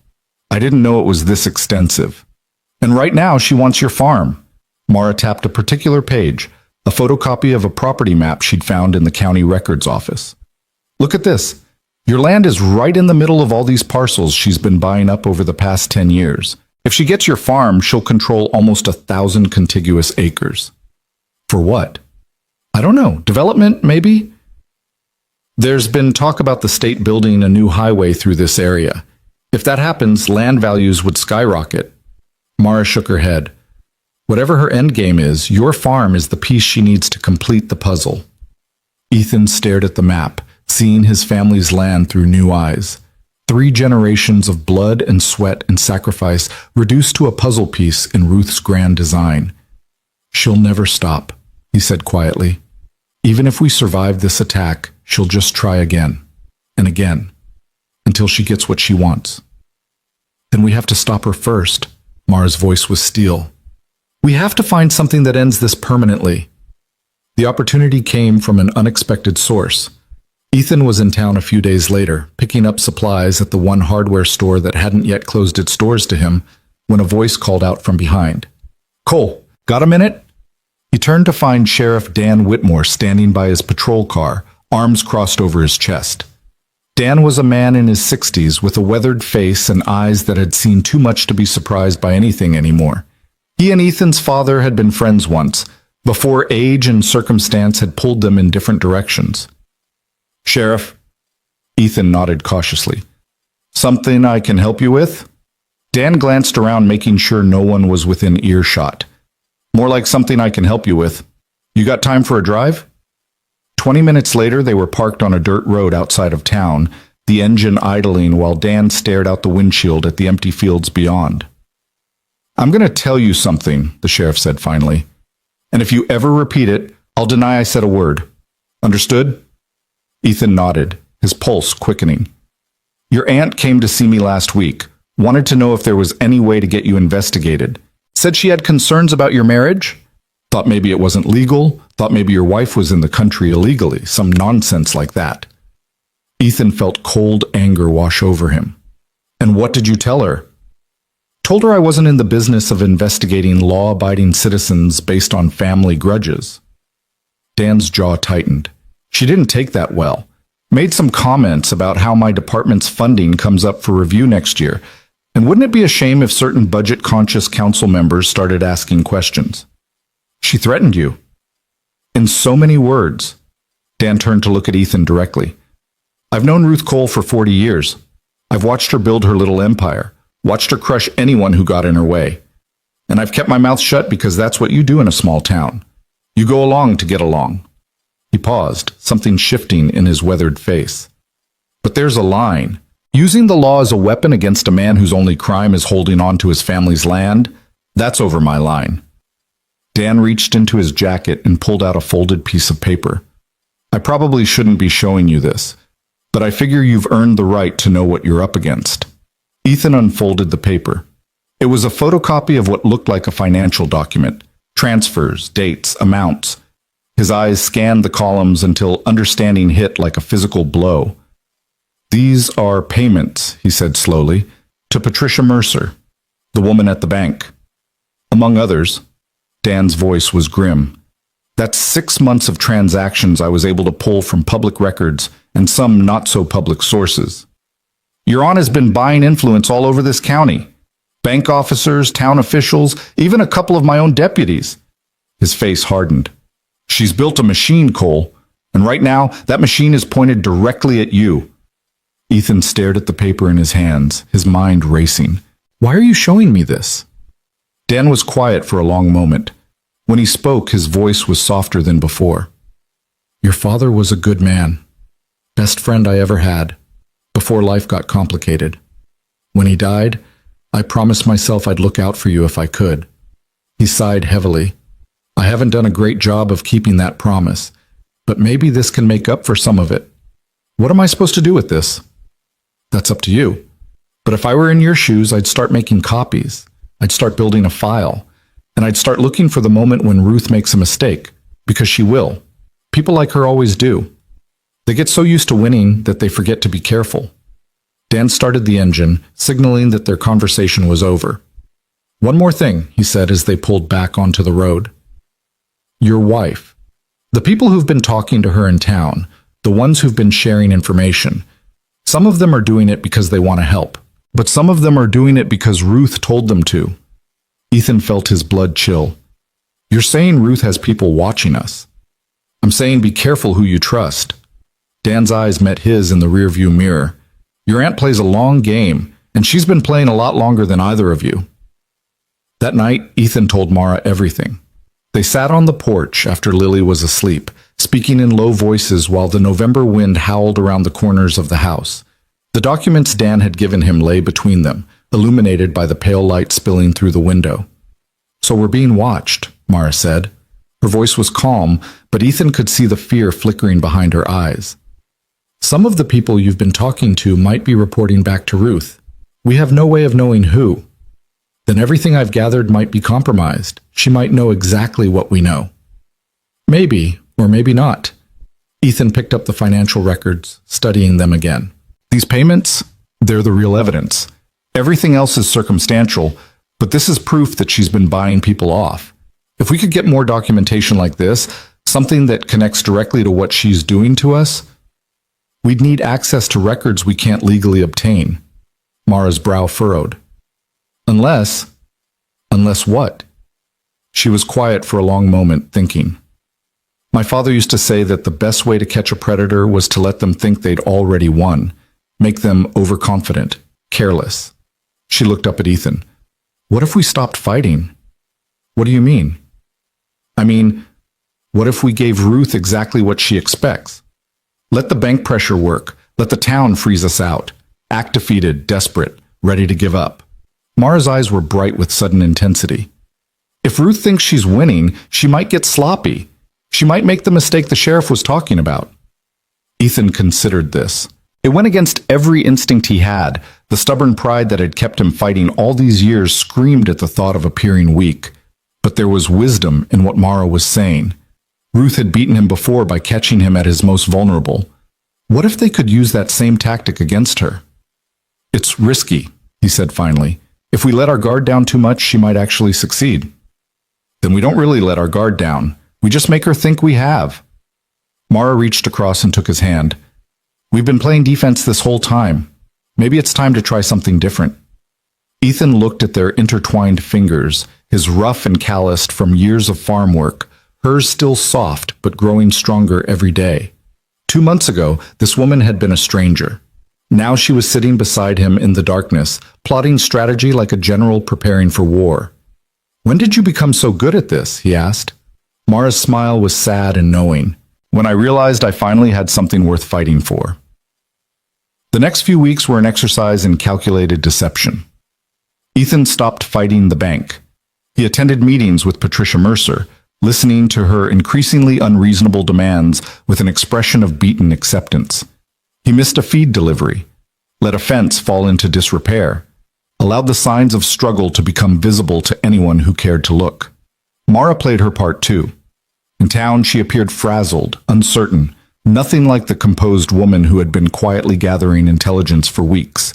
She let slip comments about how hard things were, how worried she was about the future. She gave the watching eyes exactly what they expected to see, a gold digger realizing she'd made a terrible mistake. And slowly, The pressure began to ease. The cold shoulders warmed slightly. The whispers became less hostile, taking on the satisfied tone of people who had been proven right. Even Patricia Mercer's demeanor shifted, becoming almost sympathetic, as if she genuinely believed she was watching a proud man finally break. Ruth, it seemed, was convinced she was winning. The proof came on a cold December evening when a black sedan pulled up the farmhouse driveway for the first time in years. Ethan was in the barn when he heard the car. He emerged to find Ruth Cole stepping out of the vehicle, wrapped in an expensive coat that probably cost more than his monthly mortgage payment. She was 73 years old now, but age had done nothing to diminish the sharp intelligence in her eyes or the predatory grace of her movements. "Ethan," she smiled, and it was the smile of a cat approaching a cornered mouse. "I think it's time we talked." He led her into the house, where Mara was already waiting. If Ruth was surprised to see his wife, she didn't show it. Her gaze swept over Mara with calculated assessment before dismissing her as irrelevant. "You've made quite a mess of things," Ruth said, settling into a chair at the kitchen table as if she owned the place. "The bank is ready to begin foreclosure proceedings. I don't think I need to tell you what that means." "I know what it means." Ethan's voice was flat, defeated, exactly what she expected to hear. "Good. Then you also know there's only one way out of this situation." Ruth pulled a folded document from her coat pocket and placed it on the table. "I'm prepared to buy your farm at a fair market price. You'll have enough to start over somewhere else, somewhere more suited to your current circumstances." Ethan looked at the paper without touching it. "And if I refuse?" "Then the bank forecloses. You lose everything, including whatever dignity you have left." Ruth's smile sharpened. "And I buy the property at auction for a fraction of what I'm offering now. Either way, I get what I want. The only question is whether you walk away with something or nothing." Silence filled the kitchen. Mara stood by the sink, apparently frozen with fear. Ethan sat across from his aunt, appearing to wrestle with an impossible decision. "I need time," he said finally, "to think about it, to talk to my wife." Ruth's eyes flickered with satisfaction. "Of course. Take a few days. But don't wait too long. My patience has limits." She rose to leave, pausing at the door to deliver one final blow.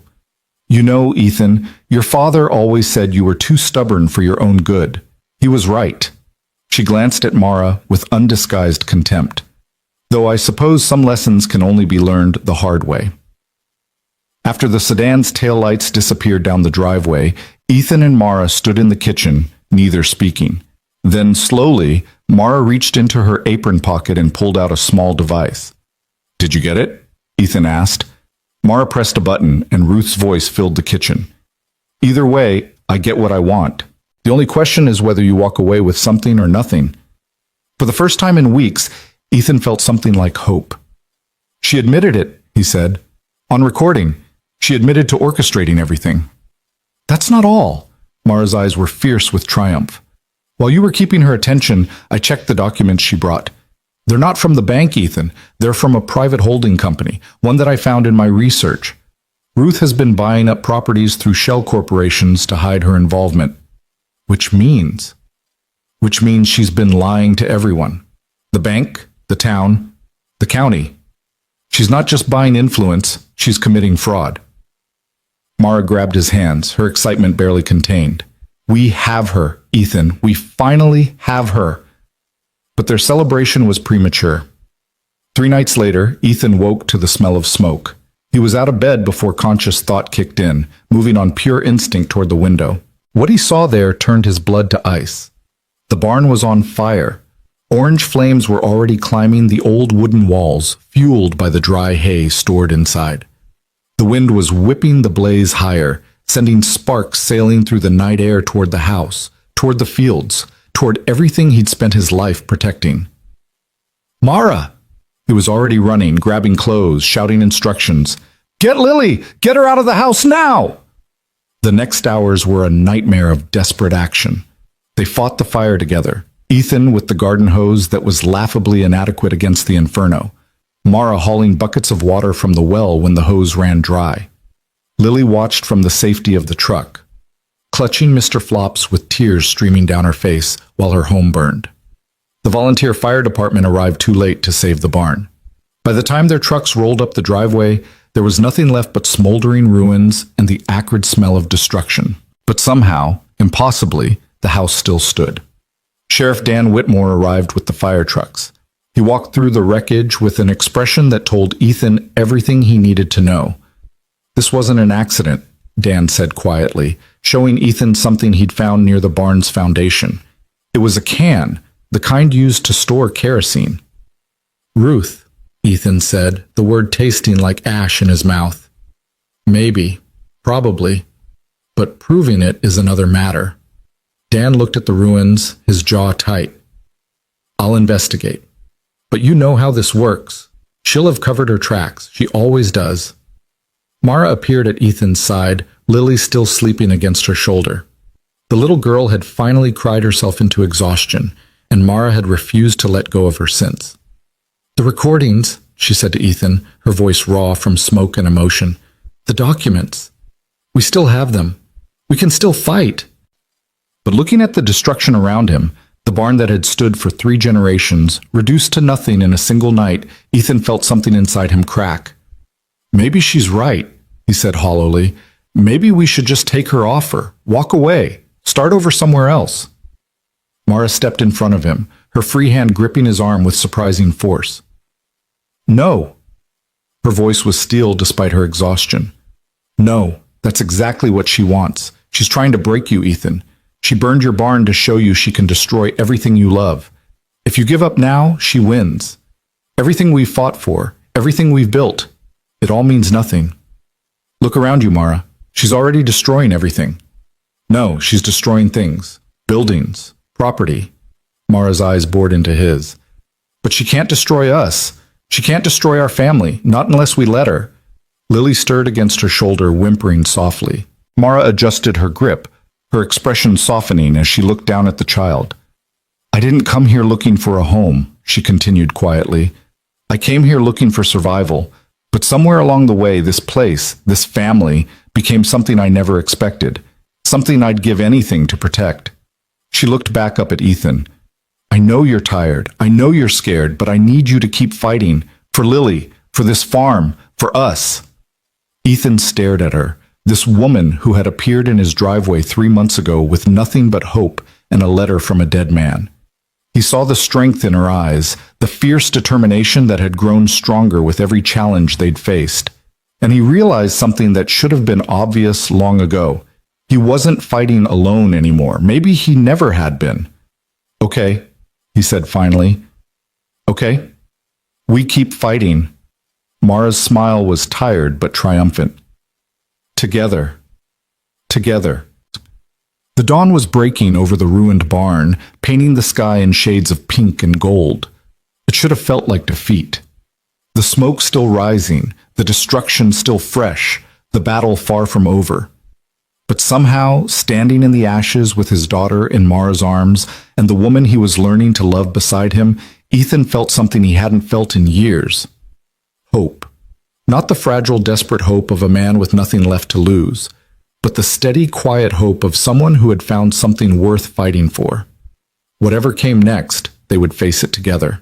The aftermath of the fire left scars that went deeper than the blackened earth where the barn once stood. For 3 days, Ethan didn't sleep. He moved through the wreckage like a ghost, salvaging what little could be saved, cataloging what had been lost. The cattle had survived. They'd been in the far pasture that night, a stroke of luck that felt almost miraculous. But the equipment stored in the barn was gone. The tractor, the plowing attachments, the feed stores that were supposed to last through winter. Decades of accumulated tools and memories reduced to twisted metal and ash. Mara watched him from the kitchen window, her heart aching with every slow, defeated step he took. She'd tried to help at first, but Ethan had waved her away with a gentleness that somehow hurt worse than anger would have. He needed to do this alone, she understood. He needed to touch every piece of destruction, to let the reality of it settle into his bones before he could figure out how to move forward. Lily sensed the change in her father. She'd become quieter since the fire, clinging to Mr. Flops with white-knuckled intensity, watching Ethan with those 2 old eyes that seemed to understand more than any 4-year-old should. At night, she crawled into Mara's bed instead of her own, seeking warmth and comfort that Ethan was too broken to provide. "Is Daddy going to be okay?" she whispered one evening, her small body pressed against Mara's side. Mara stroked her dark curls, searching for words that wouldn't be lies. "Your daddy is very strong, sweetheart. He's just sad right now. Sometimes when bad things happen, we need time to feel sad before we can feel better." "The fire was bad." "Yes, it was very bad." Lily was quiet for a moment, her breathing evening out in a way that made Mara think she'd fallen asleep. But then her small voice came again, barely audible in the darkness. "Did someone make the fire happen?" Mara's hand stilled on Lily's hair. She thought about lying, about protecting this child from the ugly truth of what adults were capable of. But something in Lily's question, the careful way she'd asked it, as if she already suspected the answer, made Mara choose honesty. "We think so, baby. We think someone did a very bad thing." "Why would someone do that?" "Because sometimes people want things so badly that they forget how to be good. They forget that hurting others is never okay, no matter what you want." Lily absorbed this with the solemnity of a child processing information that didn't fit her understanding of the world. "Will they get in trouble?" "I hope so." Mara pulled her closer, pressing a kiss to the top of her head. "I really, really hope so." On the fourth day after the fire, Ethan finally came inside. He stood in the kitchen doorway, covered in soot and exhaustion, looking at Mara with eyes that had aged a decade in less than a week. She set down the dish she'd been washing and waited, giving him the space to speak when he was ready. "I found something," he said. His voice was hoarse, raw from smoke and silence. "In the ruins, near where the fire started." He held out his hand. In his palm lay a small metal object, blackened but still recognizable. A cigarette lighter, the expensive kind with initials engraved on the side. "R.C.," Mara read aloud, her pulse quickening. "Ruth Cole."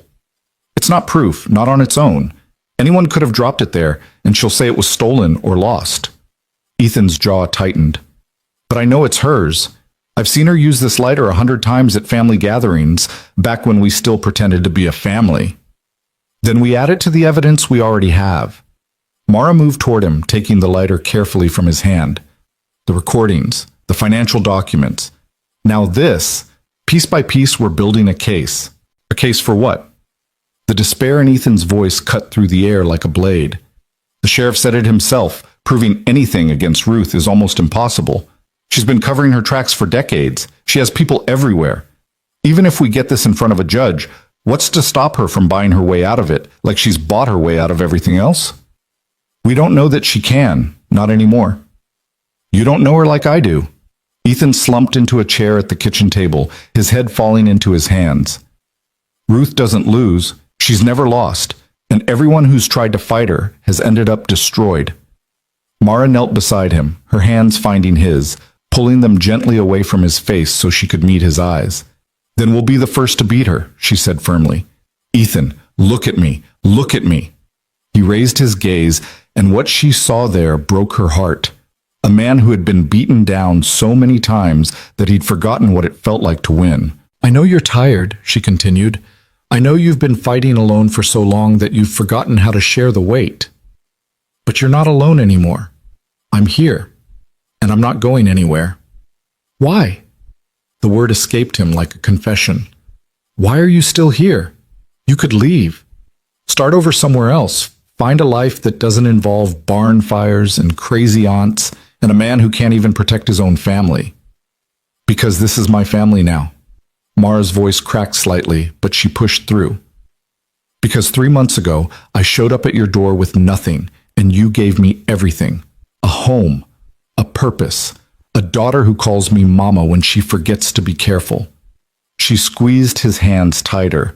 "I didn't come here looking for love, Ethan, but I found it anyway, and I'm not letting go just because things got hard." Ethan stared at her, something shifting behind his eyes. For a long moment, neither of them moved, neither of them breathed. The kitchen was silent except for the ticking of the old clock on the wall, the same clock that had measured time in this house for 3 generations. "Mara," he whispered. And then, before she could respond, he leaned forward and kissed her. It wasn't like the careful, practical contact they'd shared before. The brief touches, the held hands, the gestures of partnership rather than passion. This was something else entirely. This was desperate and tender and achingly real, the kiss of a man who had forgotten how to feel until this moment, when feeling became impossible to avoid. When they finally broke apart, Ethan pressed his forehead against hers, his breathing ragged. "I love you," he said, and the words sounded like they'd been ripped from somewhere deep inside him. "I don't know when it happened. I don't know how. But I love you, Mara, and I need you to know that before whatever comes next." Mara's tears spilled over, trailing down her cheeks as she smiled through them. "I love you too. I think I have since the first time you made me coffee and didn't ask for anything in return. That's a low bar for love. You'd be surprised how rare it is." She laughed softly, the sound fragile but genuine. "Most people want something. You just wanted to help." They held each other in the kitchen while the winter sun set beyond the windows, casting long shadows across the floor. Outside, the ruins of the barn stood as a reminder of everything they'd lost. But inside, something new was being born. Something stronger than fear, more resilient than despair. Whatever Ruth threw at them next, they would face it together. And for the first time since the fire, Ethan believed they might actually survive. The peace lasted exactly 6 days. It was Mara who noticed the clouds first. She'd grown up in the Midwest, and she knew what that particular shade of gray-green meant, the color of a sky preparing to unleash something terrible. "Storm coming," she said to Ethan over breakfast, nodding toward the window. "A bad one from the looks of it." Ethan studied the horizon, his jaw tightening. "Radio said possible flooding. The river's been high all month from the early snowmelt up north." "Should we be worried?" "Probably not. We're on high enough ground that the house should be fine, but the lower pasture might flood, and the cattle are down there." He pushed back from the table, reaching for his coat. "I'm going to move them to higher ground, just in case." "I'll help." "No." He crossed to her, cupping her face in his hands with a tenderness that still surprised her every time. "Stay with Lily. Keep the radio on. If things get bad, I need to know you're both safe." Mara wanted to argue, but she saw the fear behind his practical words. The fire had shaken something loose in him, a terror of losing the people he loved that went beyond rational thought. If staying inside would give him peace of mind, she could do that much. "Be careful," she said, rising on her toes to kiss him. "Come back to us." "Always." She watched him walk toward the truck, his silhouette dark against the ominous sky. The wind was picking up now, carrying the scent of rain and something else, something electric and dangerous that made the hair on her arms stand up. The storm hit an hour later, and it was worse than anything Mara had ever seen. The rain came down in sheets so thick she couldn't see beyond the porch railing. Thunder shook the house like the footsteps of giants, and lightning split the sky every few seconds, turning night into strobing day. Lily screamed at the first crack and buried herself in Mara's arms, trembling uncontrollably. "It's okay, baby. It's just a storm. We're safe inside." Mara's voice was steady even as her heart raced. "The house is strong. It's been here for 100 years. A little rain won't hurt it." But as the hours passed, the rain didn't let up. If anything, it intensified, pounding against the windows with a violence that made Mara flinch. The radio crackled with emergency broadcasts, flash flood warnings, evacuation orders for low-lying areas, pleas for residents to stay off the roads. And Ethan still wasn't home. By the time darkness fell completely, Mara was fighting panic. She'd tried his cell phone a dozen times, but the calls wouldn't connect. The storm must have knocked out the towers. She'd tried the landline, too, calling Sheriff Whitmore's office, but no one answered. "Where's Daddy?" Lily's voice was small, frightened. "Why isn't he back yet?" "The storm is making everything difficult, sweetheart. He probably had to take shelter somewhere until it passes." Mara forced a smile she didn't feel. "He'll be home soon, I promise." But even as she said the words, doubt gnawed at her. What if something had happened? What if the truck had gotten stuck? What if the flooding was worse than they'd predicted? The answer came at 10 o'clock, in the form of headlights cutting through the rain. Mara was at the door before the truck had fully stopped, Lily safe in the bedroom with strict instructions to stay put. She ran into the storm without a coat, heedless of the rain soaking through her clothes, desperate to reach the vehicle and confirm that Ethan was inside. He was. But something was wrong. Ethan was leaning against the steering wheel, his face pale, his left arm hanging at an angle that made Mara's stomach drop. Blood was seeping through his shirt sleeve, mixing with the rain that dripped through the open window. "Ethan!" She yanked open the door, catching him as he slumped toward her. "What happened? Oh my God, what happened?" Fence came down. His voice was thready, weak. "Tried to fix it. Metal caught me. Stupid mistake." He was trying to make light of it, but Mara could see the wound now. A deep gash running from his shoulder to his elbow, the flesh torn and ragged. It needed stitches. It needed a hospital. But the hospital was 45 minutes away in good conditions, and these conditions were anything but good. "Can you walk?" she asked, already pulling his good arm over her shoulders. "Think so." Together they stumbled through the rain toward the house. Ethan was heavier than she'd expected, his weight pressing down on her with every step. But adrenaline gave her strength she didn't know she had, and somehow she got him inside, got him to the kitchen table, got him sitting down before his legs gave out completely. "Lily, stay in the bedroom," she called out, grabbing the first aid kit from under the sink. "Daddy's home, but you need to stay in bed, okay? Is Daddy hurt?" "He's fine, sweetheart. I'm taking care of him. Just stay where you are." She turned back to Ethan, whose eyes were starting to glaze over. Shock, she realized. He was going into shock. Hey, look at me." She gripped his chin, forcing him to focus. "Stay with me, Ethan. I need you to stay awake." Trying. His smile was weak, bloody. "You're beautiful when you're scared. Shut up and let me work." She cleaned the wound as best she could, her hands steady despite the terror screaming through her veins. The cut was deep but clean. No debris that she could see, no severed arteries. It needed stitches, but she'd watched her father treat farm injuries 100 times. She could do this. She had to do this. "This is going to hurt," she warned, threading the needle from the emergency kit. "Already hurts." "It's going to hurt more." She worked quickly, trying not to think about the flesh she was piercing, the blood that kept seeping despite her efforts. Ethan groaned but held still, his good hand gripping the edge of the table so hard his knuckles went white. 20 minutes later, it was done. The stitches weren't pretty, but they held. The bleeding had slowed to a trickle, and Ethan was still conscious, which felt like a miracle. "You saved my life," he said weakly, watching her wrap the wound in clean bandages. "Don't be dramatic. It's a cut. A bad cut. And you handled it like you've done it 1,000 times. I watched my dad. He was always patching up something on the farm." Mara tied off the bandage, finally allowing herself to breathe. "You scared me. You scared me so badly." "I know. I'm sorry." He reached up with his good hand, cupping her face. "The cattle are safe. All of them. That's what took so long, getting them all up to higher ground. I don't care about the cattle." "You should. They're our livelihood. They're not worth your life." Her voice cracked, and suddenly the tears she'd been holding back were streaming down her face.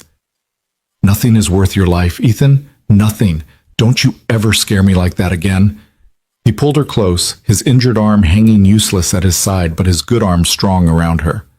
"I won't. I promise." They stayed like that for a long moment, holding each other while the storm raged outside. And despite everything, the wound, the fear, the exhaustion, Mara felt something like peace settling over her. They were alive, they were together, and tomorrow they would keep fighting. But the storm had other plans. Mara woke to silence. The rain had stopped, finally, and gray dawn light was filtering through the windows. Ethan was asleep in the bedroom, his injured arm carefully propped on pillows, his breathing steady and even. She slipped out of bed quietly, not wanting to wake him. He needed rest more than anything right now. The wound would heal, but only if he gave his body time to recover. The first thing she noticed when she stepped onto the porch was the water. It covered the lower fields in a glittering sheet, reflecting the pale morning sky like a mirror. The river had jumped its banks during the night, just as the warnings had predicted. From where she stood, Mara could see debris floating in the flood, branches, fence posts, things she couldn't identify from this distance. And then she heard them. The cattle. They were bellowing. Not the calm sounds of animals waiting to be fed, but the panicked cries of creatures in distress. Mara squinted toward the pasture, trying to see through the lingering mist, and what she saw made her blood run cold. The high ground where Ethan had moved the herd wasn't high enough. A finger of floodwater had pushed further than expected during the night, cutting off the cattle from the main pasture. They were stranded on a shrinking island of dry land surrounded by water that was still rising. Mara made a decision without thinking. She couldn't wake Ethan. He was in no condition to help, and the shock of seeing this might be too much for him. She couldn't wait for help. By the time anyone arrived, the cattle could drown. She had to act now, alone, and hope that whatever skills she'd picked up over the past 3 months would be enough. She pulled on Ethan's rubber boots, grabbed a coil of rope from the shed, and waded into the flood. The water was cold, shockingly cold, biting through her clothes like teeth. It was only knee-deep at first, but she could feel the current pulling at her legs, trying to sweep her off her feet. Every step was a battle, a negotiation between her determination and the water's indifferent force. The cattle saw her coming and bellowed louder, pressing together on their shrinking patch of dry land. There were 12 of them, the small herd that represented most of the farm's liquid assets, and they were terrified. "Easy," Mara called out, keeping her voice calm despite the fear hammering in her chest. "Easy now. I'm going to help you. Just stay calm." She reached the edge of the dry land and assessed the situation. The water between her and the main pasture was deeper, waist deep at least, maybe chest deep in the middle. But it wasn't impassable. If she could get a rope around the lead cow, she might be able to guide them through one at a time. It took an hour. An hour of wading through frigid water, of coaxing terrified animals, of falling twice and nearly being swept away by the current. An hour of muscles screaming and lungs burning and doubt whispering that she should give up, that this was impossible, that she was going to die out here trying to save a bunch of stupid cows. But she didn't give up. One by one, she guided them through the flood. The lead cow first, then the others following, their instincts telling them to stay with the herd. By the time the last animal was safely on high ground, Mara was shaking so badly she could barely stand. She turned to wade back toward the house, and that's when she saw him. Ethan was standing on the porch, his injured arm in a makeshift sling, his face white as chalk. Lily was beside him, clutching his good hand, both of them staring at her with expressions that mixed terror and awe. "Mara!" Lily broke away and ran toward the edge of the floodwater, stopping just short of the wet ground. "Mara, you're all wet." Mara tried to smile, tried to reassure the child that everything was fine, but her legs chose that moment to give out. She collapsed into the shallow water, too exhausted to catch herself, and suddenly Ethan was there, wading in despite his injury, lifting her with his good arm, carrying her toward dry land with a strength that seemed impossible given his condition. "What were you thinking?" he demanded, his voice rough with emotion. "You could have drowned. You could have died." "The cattle," she managed. "They were trapped. I couldn't just let them drown. To hell with the cattle." He set her down on the porch, his hands shaking as he pushed the wet hair from her face. "To hell with all of it. Don't you ever do something like that again. Do you hear me? Never again." "I saved them. All 12. They're safe. I don't care." His voice broke. "I don't care about cattle or crops or this whole damn farm. I care about you. I care about Lily. That's all. That's everything." Mara looked up at him. This man who had been so broken when she'd arrived, who had slowly been putting himself back together piece by piece, and saw tears streaming down his face. Ethan Cole, who never cried, who had faced tragedy after tragedy with stoic determination, was weeping openly in front of his daughter and the whole empty world. "I love you," she whispered. "I had to save them. For us. For our future. Our future isn't worth anything if you're not in it." He kissed her then, hard and desperate, tasting of tears and floodwater and fear, and Mara kissed him back with everything she had, pouring into that moment all the love and terror and fierce determination that had carried her through the past hour. When they finally broke apart, Lily was tugging at both their sleeves. "Is everyone okay now?" she asked, her small face creased with worry. "Is the scary part over?" Ethan lifted her into his arms, wincing as his injured shoulder protested. "Yes, sweetheart. The scary part is over. But even as he said the words, Mara saw the doubt in his eyes. They both knew the truth. The scary part wasn't over, not by a long shot.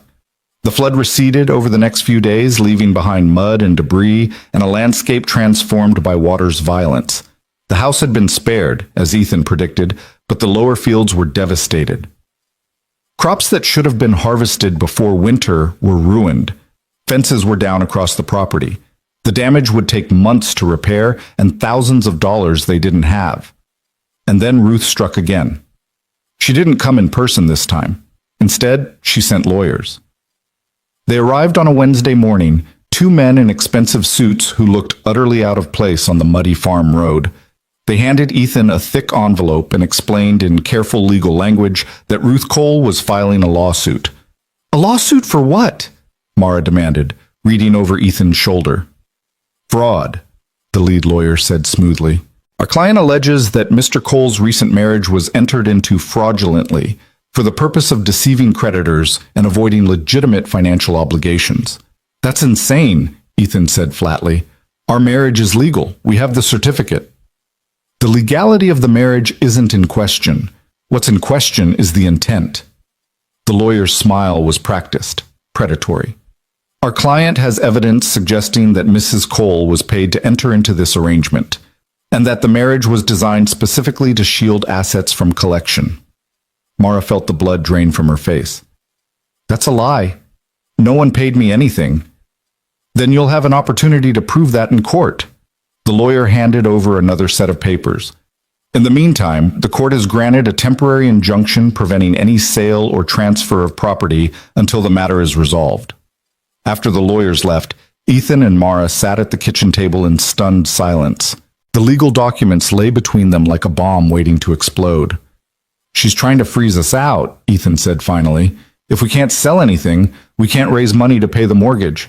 And if we can't pay the mortgage, the bank forecloses. Mara's voice was hollow, just like she wanted all along. There has to be something we can do, some way to fight this. With what? We don't have money for lawyers. We don't have evidence that proves she's lying. Mara's hands were shaking. She's thought of everything, Ethan, every angle, every possible defense. She's been planning this for years. Ethan stared at the papers, his jaw working. Then, slowly, he reached for the phone. What are you doing? Calling the only person who might be able to help. Sheriff Whitmore arrived within the hour. He listened as Ethan and Mara explained the lawsuit, the injunction, the impossible situation Ruth had engineered. His face grew darker with every word. She's escalating, he said when they finished. The fire didn't break you, so now she's using the courts. It's classic Ruth. If one weapon doesn't work, try another. Can you help us? Mara asked. You said you had evidence of her bribing officials. I do, but it's not enough to win a lawsuit.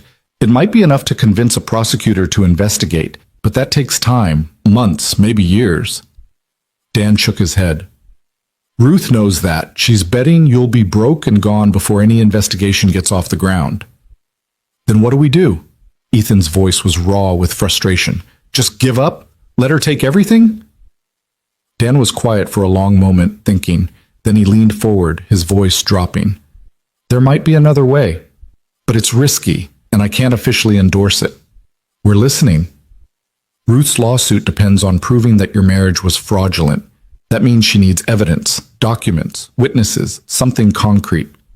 Dan looked between them. What if you gave her the opportunity to find that evidence? Set a trap, let her think she's winning, and catch her in the act of manufacturing proof. You want us to bait her, Mara said slowly. I want you to give her enough rope to hang herself. Dan's eyes were hard. Ruth's been getting away with this for decades because she's careful. She uses intermediaries, covers her tracks, never gets her own hands dirty. But if she thinks she's close to winning, if she thinks one more push will finish you, she might get sloppy. And if she doesn't get sloppy, Ethan asked, then you're no worse off than you are now. Dan stood, reaching for his hat. Think about it, talk it over, but don't take too long. Ruth isn't going to wait, and neither should you. After he left, Ethan and Mara sat in silence for a long time. It's dangerous, Mara said finally. Everything is dangerous. Staying here is dangerous. Leaving is dangerous. Ethan reached across the table and took her hand. But I'm tired of being on defense. I'm tired of waiting for the next attack. Maybe it's time we took the fight to her. Even if it means risking everything? What's left to risk? He gestured around at the damaged farm, the legal papers, the mountain of problems pressing down on them. Ruth has already taken so much. The barn, our peace of mind, our sense of safety. If we don't stop her now, she'll keep taking until there's nothing left. Mara looked at their joined hands, his scarred and calloused, hers still soft but stronger than they'd been 3 months ago. She thought about everything they'd survived since she'd arrived at this farm with nothing but hope and a letter from a dead man. "Okay," she said. "Let's do it. Let's set a trap." The plan took shape over the next week. They started by playing the roles Ruth expected. A defeated couple, broken by circumstance, ready to surrender. Ethan met with the bank and made a show of requesting an extension on his payments. Mara went into town and let slip, within earshot of known gossips, that they were considering Ruth's offer to buy the farm. The whispers spread like wildfire, just as they'd hoped. Meanwhile, Sheriff Whitmore quietly reached out to contacts, a forensic accountant who owed him a favor, a journalist at the regional paper who had been looking for a story about corruption in rural Nebraska, a former prosecutor who still remembered what justice was supposed to look like. They were building a web, and Ruth was walking straight into it. The break came on a cold night in mid-December. Ethan had gone to bed early, his shoulder still healing, exhaustion pulling him under almost as soon as his head hit the pillow. Mara was in the living room, going over their finances for the 100th time, when she heard a car pull up the driveway. Her heart stuttered. They weren't expecting anyone, and uninvited visitors at this hour were never good news. She reached for the shotgun Ethan kept by the door. She'd learned to shoot over the past weeks, one of many skills necessity had forced upon her, and moved to the window. The car was unfamiliar, dark, expensive, the kind of vehicle that didn't belong on a farm road at 10 o'clock at night. The driver's door opened and a man stepped out. Mara didn't recognize him at first. He was in his 50s, well-dressed, with the confident posture of someone accustomed to authority. But as he walked toward the house, something in his gait, something in the set of his shoulders, triggered a memory. She opened the door before he could knock, the shotgun held loosely but visibly at her side. "Mrs. Cole?" The man's voice was calm, unthreatening. "My name is Thomas Reeves. I'm Ruth Cole's attorney. May I come in?" "It's late. Whatever you have to say can wait until morning." "I'm afraid it can't." Reeves glanced at the shotgun, then back to her face. "I'm not here on Ruth's behalf, not exactly. I'm here because I have information that might save your farm." Mara studied him, searching for deception. Why would Ruth's own lawyer want to help us? "Because I've worked for Ruth Cole for 15 years, and I've watched her destroy good people for reasons that have nothing to do with justice." Reeves's voice dropped. "And because I have a daughter about your age, and I keep imagining how I'd feel if someone did to her what Ruth is doing to you." Something in his tone rang true. Mara hesitated, then stepped aside. "You have 5 minutes." She didn't wake Ethan. If this was a trap, she wanted to spring it herself, to protect him from whatever came next. But as Reeves sat at the kitchen table and began to talk, she realized this wasn't a trap at all. It was a lifeline. "Ruth has been cooking the books for years," Reeves explained, pulling documents from his briefcase. "Not just the payments to local officials, that's just the tip of the iceberg. She's been running a scheme that involves forged property deeds, fraudulent insurance claims, and money laundering through the shell companies your husband discovered." Mara stared at the papers. "Why are you showing me this?" "Because I'm tired." Reeves' voice was heavy with something that sounded like guilt. "I've spent 15 years helping Ruth Cole hurt people, telling myself it was just business, that everyone does it, that I was just doing my job. But this," he gestured at the documents, "this is different. This isn't business. This is personal. She's not trying to acquire your farm because it's profitable. She's trying to destroy your husband because he beat her once, and she can't stand the thought of losing twice. So you're betraying her." "I'm making amends. Or trying to." Reeves pushed the documents toward her. "This is everything. Financial records, correspondence, proof that she ordered the fire at your barn, proof that she's been paying Patricia Mercer to manufacture the fraud allegations against you." He met her eyes. "It's enough to not only dismiss her lawsuit, but to send her to prison. Mara's hands were shaking as she picked up the papers. Why now? Why come forward now? Because she's planning something worse. Reeves's voice dropped to barely above a whisper. She has people watching your farm. She knows you're vulnerable, and she's decided that if legal pressure won't work, she'll try something more direct. More direct? Mara felt ice forming in her stomach. What does that mean? I don't know the details, but I know it's happening soon. Maybe tonight. Reeves stood, his face pale but determined. You need to get your family somewhere safe, now, before... He never finished the sentence. The sound of shattering glass cut through the night, followed by a rush of cold air that told Mara the front window had been broken. She was on her feet in an instant, the shotgun in her hands, her body moving before her mind could catch up. Ethan! She screamed. Ethan! But Ethan was already awake, already moving. He appeared in the kitchen doorway, his injured arm still in a sling, a pistol in his good hand. His eyes took in the scene, Mara with the shotgun, Reeves backing toward the far wall, the broken glass glittering on the floor, and understood immediately. Lily, he said. Get Lily, now. Mara ran. She reached Lily's bedroom just as another window shattered somewhere in the house. The little girl was sitting up in bed, clutching Mr. Flops, her eyes wide with terror. Mama, what's happening? I heard loud noises. We have to go, baby. Right now. Don't ask questions, just hold on to me. She scooped Lily into her arms and ran back toward the kitchen, where Ethan was crouched by the door, peering out into the darkness. How many? She asked. At least 2, maybe more. His voice was calm, controlled, the voice of a man who had faced worse and survived. There's a car blocking the driveway. We can't get to the truck. The back door? Covered. They were trapped. And then, in the distance, Mara heard the most beautiful sound in the world. Sirens. They grew louder, closer, until red and blue lights were painting the walls of the farmhouse. Sheriff Whitmore's voice boomed through a loudspeaker, ordering everyone to stand down, and suddenly the night was full of shouting and running footsteps and the sounds of chaos turning into order. It was over in minutes. When they finally stepped outside, 3 men were being loaded into the back of patrol cars. Men Mara didn't recognize, hired muscle with dead eyes and lawyers already on the way. Sheriff Whitmore was standing by his cruiser, speaking urgently into his radio, his face grim but satisfied. Anonymous tip, he explained when Ethan approached. Someone called in that there was going to be trouble at your place tonight. His eyes flickered toward Reeves, who was being interviewed by a deputy. Seems like you had a guardian angel. Ethan looked at the lawyer. This man who had served Ruth Cole for 15 years and had finally found the courage to do the right thing, and felt something like gratitude mixing with the adrenaline still coursing through his veins. What happens now? Mara asked, Lily still clutched in her arms. Now we take these gentlemen into custody and have a very long conversation about who hired them and why. Whitmore's smile was predatory. And then, Mrs. Cole, I believe we're going to have an even longer conversation with your husband's aunt. He tipped his hat and walked away, leaving Ethan and Mara standing in the flashing lights, their daughter safe between them.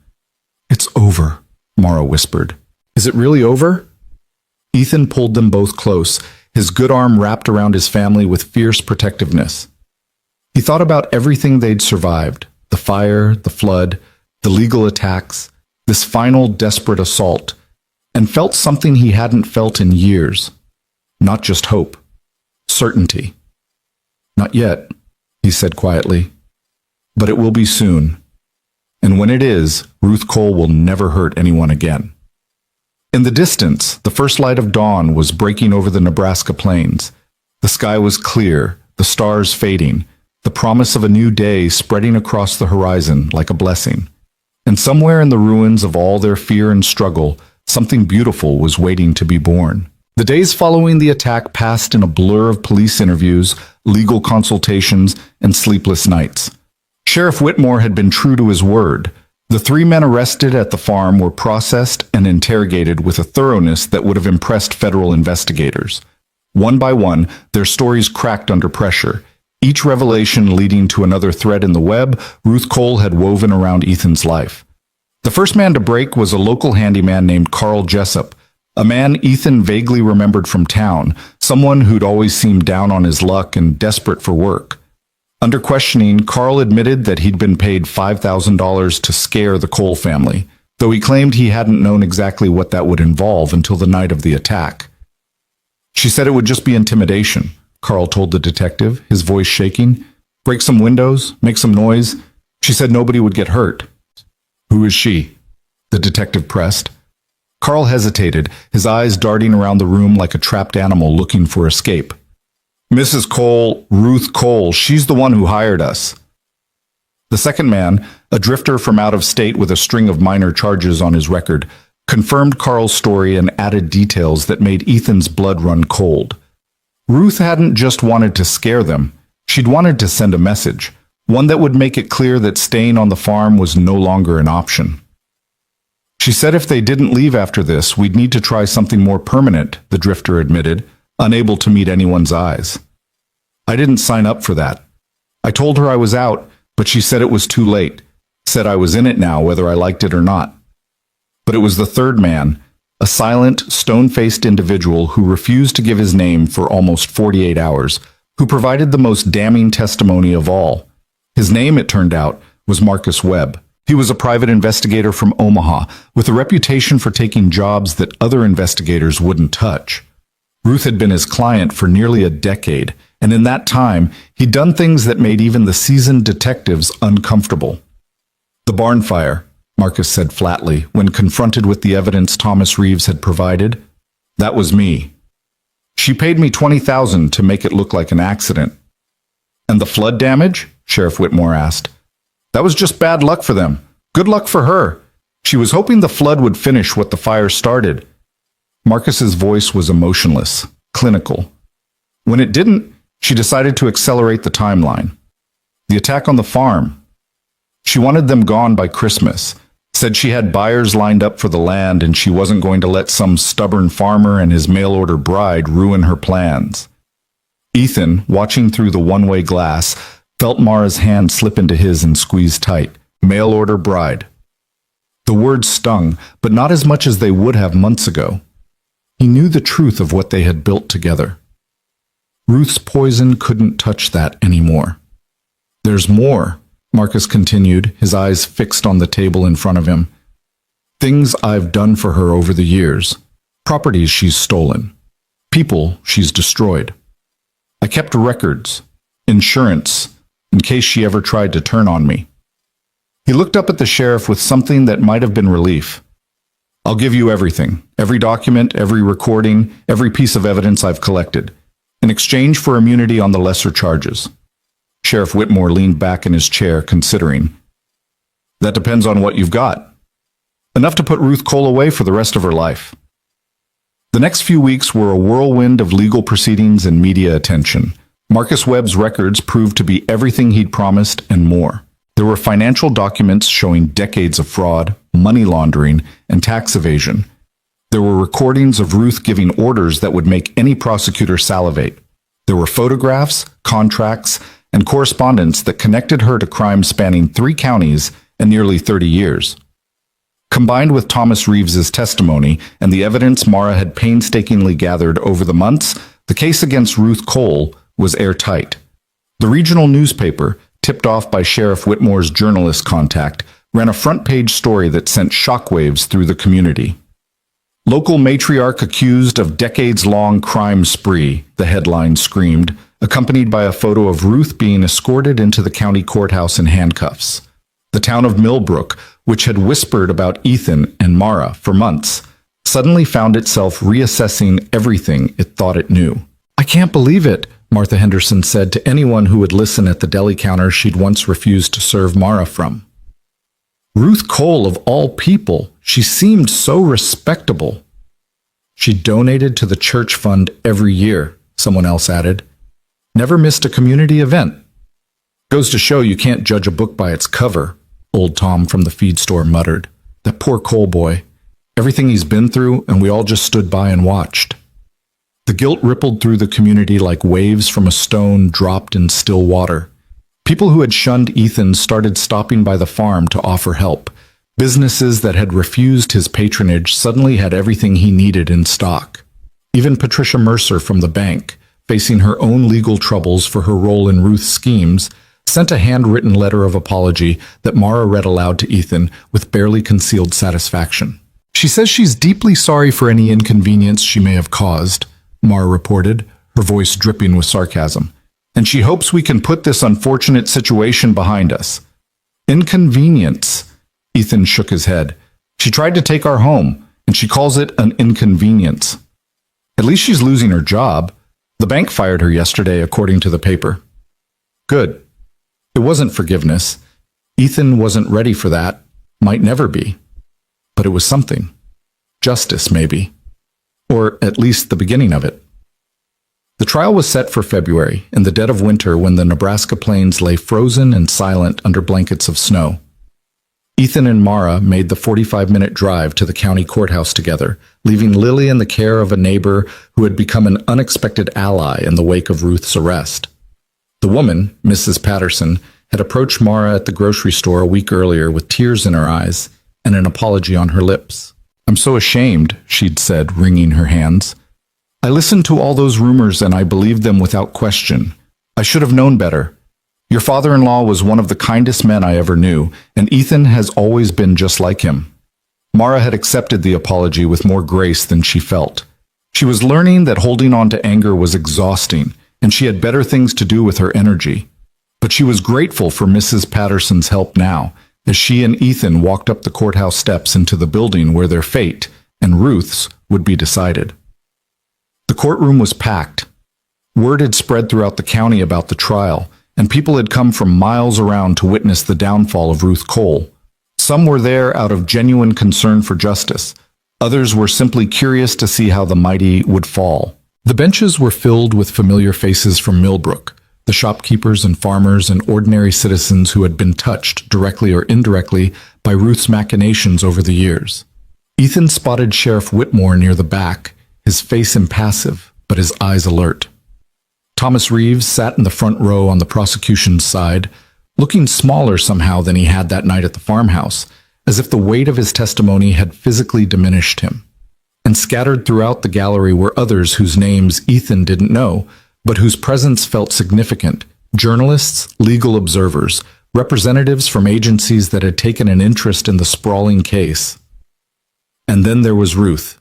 She sat at the defense table with her team of expensive lawyers dressed in a conservative gray suit that probably cost more than Ethan's truck. Her silver hair was perfectly styled, her posture rigidly upright, her face a mask of composed indifference. She looked, Ethan thought, exactly like what she had always pretended to be: a respectable pillar of the community, wrongly accused by those who envied her success. But when her eyes met his across the courtroom, the mask slipped for just a moment. He saw the hatred there, the burning fury that she'd been forced to sit here and answer for her crimes, instead of watching him lose everything from the comfort of her mansion. He saw the calculation too, the desperate search for some angle, some leverage, some way to turn this situation to her advantage. He met her gaze steadily and didn't look away. After a moment, it was Ruth who broke eye contact. The trial lasted 3 weeks. The prosecution built its case methodically, presenting witness after witness who testified to Ruth's decades of manipulation and fraud. Marcus Webb took the stand and laid out his history with Ruth in clinical detail, describing fires he'd set, businesses he'd sabotaged, and people he'd intimidated on her orders. Thomas Reeves followed, his voice shaking but determined as he explained how Ruth had used legal mechanisms as weapons and how he'd finally decided he could no longer be complicit in her crimes. Carl Jessup testified about the night of the attack, breaking down in tears as he described how he'd been desperate enough to accept Ruth's money without asking too many questions. The drifter from out of state confirmed the story and added details that made several members of the jury visibly uncomfortable. And then there were the documents, boxes and boxes of them, wheeled into the courtroom on carts and entered into evidence with painstaking precision. Financial records showing the shell companies Ruth had used to hide her assets, property deeds that had been forged or obtained through fraud, insurance claims that had been filed on buildings Ruth herself had ordered destroyed. The paper trail was overwhelming, a monument to greed and corruption that spanned 3 decades. Ethan and Mara both testified, sharing their experiences of the past year.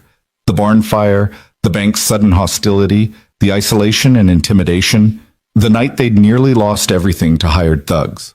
Mara described the flood and her desperate effort to save the cattle, her voice steady even as tears slipped down her cheeks.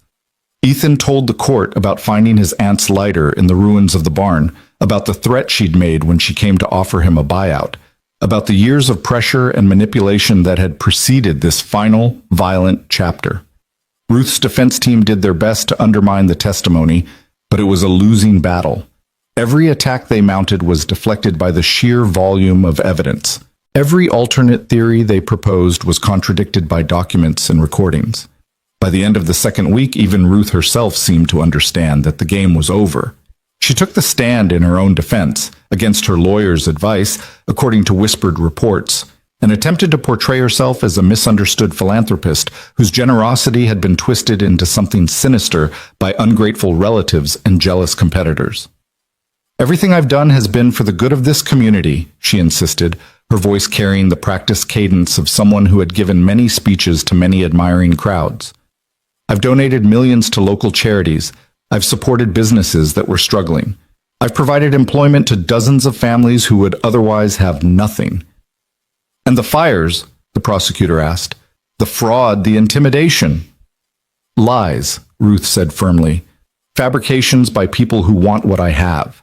My nephew has always been jealous of my success. His father was the same way, resentful that I achieved more than he ever could." "And the recordings? Your own voice, ordering criminal acts." Ruth's composure flickered, but she recovered quickly. "Taken out of context, manipulated by people with agendas of their own." "And the testimony of your own lawyer, Thomas Reeves, who worked for you for 15 years? "A traitor." Ruth's voice turned cold. "A weak man who couldn't handle the pressure of real business. He's saying whatever he thinks will save his own skin." The prosecutor smiled slightly, the smile of a hunter who knew his prey was cornered. "And Marcus Webb, the private investigator you hired to commit arson on your nephew's farm?" Ruth opened her mouth to respond, but for the first time nothing came out. She sat there, frozen, her carefully constructed narrative crumbling around her as the jury watched. "I have no further questions," the prosecutor said. The jury deliberated for less than 4 hours. When they filed back into the courtroom, their faces were somber, determined, the expressions of people who had been forced to confront an ugly truth and were now prepared to deliver justice. "Has the jury reached a verdict?" the judge asked. "We have, Your Honor." The foreman stood, a piece of paper clutched in his weathered hands. He was a farmer himself, Ethan realized, a man who understood what it meant to work the land, to fight for every harvest, to pour your life into something and pray it wouldn't be taken away. "On the charge of arson in the first degree, we find the defendant guilty." A murmur rippled through the courtroom. Ruth's face remained frozen, but her hands, Ethan noticed, were trembling. "On the charge of fraud, we find the defendant guilty. On the charge of conspiracy to commit assault, we find the defendant guilty. On the charge of money laundering, we find the defendant guilty." The list went on, charge after charge, guilty verdict after guilty verdict, until Ruth Cole sat surrounded by the ruins of her empire, the mask finally shattered, the truth finally exposed. When the judge pronounced the sentence, 40 years in federal prison, with no possibility of parole for at least 25, Ruth finally broke. "This is a travesty," she screamed, lunging to her feet as the bailiffs moved to restrain her. "I built this town. I gave these people everything. You can't do this to me." But they could, and they did. As Ruth was led away in handcuffs, her expensive suit wrinkled and her silver hair disheveled, she passed within feet of where Ethan and Mara sat. She stopped, straining against the bailiff's grip, her eyes burning with fury. "This isn't over," she hissed. "You think you've won, but you haven't. I have resources. I have connections. I'll be out before you know it, and when I am, ma'am, you need to come with us," one of the bailiffs said firmly, pulling her toward the door. But Ruth wasn't finished. Her gaze shifted to Mara, and something ugly twisted her features. "You," she spat. "You're the one who ruined everything. You came out of nowhere with your sob story and your desperate eyes, and you turned my nephew against his own family. You're nothing but a... That's enough, Ethan said, rising to his feet. His voice was calm, but there was steel beneath the quiet. You lost, Ruth. Accept it. Ruth's mouth opened and closed, words failing her for perhaps the first time in her life, and then the bailiffs pulled her through the door, and she was gone. The courtroom erupted in noise, reporters shouting questions, spectators talking excitedly, lawyers gathering their papers, but Ethan barely heard any of it. He stood motionless, staring at the door through which his aunt had disappeared, trying to process the fact that it was truly over. Mara's hand slipped into his. "It's done," she said softly. "She can't hurt us anymore." Ethan turned to look at her, this woman who had walked into his life 9 months ago with nothing but hope and a letter from a dead man. She was thinner now, her face marked by the stress of everything they'd endured, but her eyes were brighter than he'd ever seen them, shining with tears and triumph and something else. Love. Pure and unguarded and fierce. "Thank you," he said, his voice rough with emotion. "For what?" "For staying. For fighting. For believing in us when I couldn't believe in myself."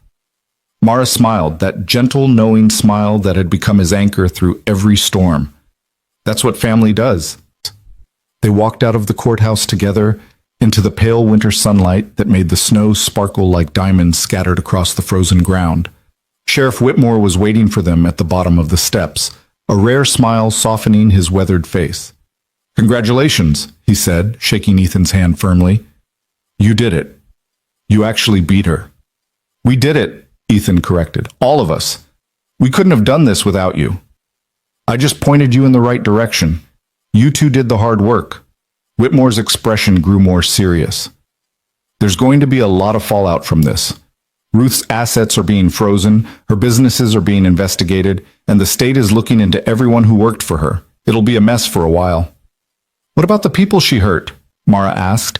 "The businesses she destroyed, the families she displaced?" "There's talk of a restitution fund. The court will be sorting that out for years, but some money should eventually make its way to the victims." Whitmore shook his head slowly. "It won't undo the damage, but it's something." "It's more than something," Ethan said. "It's justice." The drive home felt different than any drive Ethan had taken before. The familiar roads seemed brighter somehow, the barren winter landscape less bleak. They passed through Millbrook, where people on the streets actually waved at them. Genuine waves of acknowledgement and respect, not the suspicious glances of months past. The grocery store had a sign in the window that read, "Congratulations, Cole family," and the diner next door had another one that said, "Justice served." "Small towns," Mara murmured, shaking her head in wonder. "Yesterday they hated us. Today we're heroes." "They never hated us. They were just scared." Ethan reached across to take her hand. Ruth had this whole community under her thumb for decades. They didn't know who to trust, so they trusted no one. And now? Now they know the truth, and truth has a way of changing things. They reached the farm as the sun was beginning its slow descent toward the horizon, painting the sky in shades of orange and pink. The house stood solid and welcoming against the winter backdrop, smoke curling from the chimney where Mrs. Patterson had kept the fire burning. And in the driveway, a small figure was bouncing with barely contained excitement. "Daddy! Mama!" Lily shrieked, launching herself off the porch before the truck had fully stopped. "Mrs. Patterson said I could stay up late because today is a special day.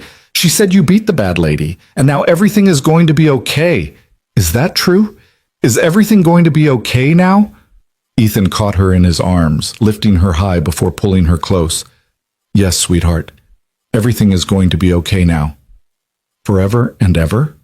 Forever and ever." Mar joined them, wrapping her arms around both of them until they formed a single unit of warmth and love in the cold winter air. Lily giggled, squirming between them, her voice muffled against Ethan's chest. "This is my favorite hug," she announced, "the three-person hug. It's the best kind." "I think you're right," Mara said, her voice thick with emotion. "It is the best kind." They stood there for a long moment, not speaking, not needing to. Around them, the farm stretched out in all directions. The fields that had been in Ethan's family for 3 generations, the house that had weathered storms both literal and metaphorical, the land that had almost been taken from them and was now, finally, truly theirs. Mrs. Patterson appeared on the porch, wiping her hands on her apron. "I've got supper on the stove," she called out. "Figured you'd be hungry after that long day. And I made pie, apple, from the recipe my grandmother taught me. Come inside before you all freeze to death." The meal that followed was the first truly peaceful dinner the Cole family had shared in months. There were no shadows hanging over them, no threats lurking just out of sight. They ate and laughed and talked about ordinary things, what Lily had done that day, how the cattle were faring in the cold, whether the weather would warm up before spring planting season. After dinner, Ethan built up the fire while Mara settled Lily on the couch with Mr. Flops for their nightly reading ritual. Mrs. Patterson took her leave with promises to check in tomorrow, and suddenly it was just the 3 of them. A family, complete and whole, in a way that would have seemed impossible a year ago. "Daddy?" Lily's voice was sleepy, her eyes already drooping as Mara read from the well-worn picture book. "Can I ask you something?" "Anything, sweetheart." "Are you happy now?" The question caught Ethan off guard. He looked at his daughter, this child who had lost so much, who had been through so much, who still somehow managed to see the world with hope and wonder, and felt his heart swell almost painfully. "Yes," he said softly. "I'm very happy now." "Because we beat the bad lady?" "That's part of it. But mostly because I have you. And because I have Mama." He glanced at Mara, who was watching him with glistening eyes. "Because we're a family. That's what makes me happy." Lily considered this with the solemnity of a child working through an important thought. "I'm happy too," she declared finally. "I'm the happiest I've ever been in my whole life." "That's a lot of happy," Mara said, smiling. "It's the most happy there is." Lily yawned enormously, her eyes fluttering closed. "I want to be this happy forever." "Then we'll do our best to make that happen," Ethan promised. Later, after Lily was asleep and the house was quiet, Ethan and Mara sat together on the porch despite the cold. They were bundled in blankets, cups of hot cocoa warming their hands, watching the stars emerge one by one in the crystal-clear winter sky. "I keep waiting to wake up," Mara admitted softly, "to find out this was all a dream and Ruth is still out there, still trying to destroy us." "She's not. She's going to spend the rest of her life in prison, surrounded by concrete walls instead of the empire she spent decades building." Ethan shook his head slowly. "I almost feel sorry for her." Mara looked at him sharply. "Sorry for her? After everything she did?" "Not forgiveness. Never forgiveness. But—" He struggled to articulate something he barely understood himself. "Ruth spent her whole life wanting things. Power, money, control. And in the end, what did it get her? An empty mansion and a prison cell. No family who loves her. No friends who actually care. Nothing but the hollow satisfaction of knowing she hurt people who never did anything to deserve it. She made her choices. She did. And now she's living with the consequences." Ethan turned to face Mara, reaching out to cup her cheek with one cold hand. "But we made choices too. Better ones. And look what we have." Mara leaned into his touch, her eyes closing briefly. "Each other. Each other. Lily. This farm. A future that's actually worth looking forward to." He paused, something shifting in his expression. "Which reminds me, there's something I've been wanting to ask you." Mara's eyes opened, curious. "What is it?" Ethan reached into his pocket and pulled out a small velvet box, the kind that could only contain one thing. Mara's breath caught as he opened it to reveal a simple gold band with a small diamond that caught the starlight and scattered it into tiny rainbows. "I know we're already married," he said, his voice slightly unsteady. "I know we said vows in front of a judge and signed papers that made it legal, but that was survival. That was 2 desperate people making a practical arrangement." He took her hand, his thumb tracing circles on her palm. "This is different. This is me asking you, not because we need to, not because it's practical, but because I love you, to be my wife, my real wife, my partner in everything, for the rest of our lives." Mara stared at the ring, then at him, tears streaming freely down her cheeks. Ethan, you don't have to answer now. I know it's a lot, and we've been through so much, and maybe you need time to... Yes. He blinked. What? Yes. She laughed, the sound bright and joyful and full of everything words couldn't express. Yes, I'll marry you. Again, for real this time. Ethan slid the ring onto her finger with trembling hands, and then he kissed her, long and deep and full of promises he intended to keep for the rest of his life. When they finally broke apart, both of them breathless, Mara laughed again. Does this mean we have to plan a wedding? We can do whatever you want. Big ceremony, small ceremony, just us and Lily in the backyard. I don't care, as long as you're there. The backyard sounds perfect. She looked out at the snow-covered fields, the peaceful winter landscape that had once seemed like a prison and now felt like home. Maybe in the spring, when everything is coming back to life. A fresh start to match our fresh start. Spring it is. They sat together in comfortable silence, Mara's head resting on Ethan's shoulder, their fingers intertwined. The ring on her finger caught the light from the kitchen window, throwing tiny sparkles across the blankets wrapped around them.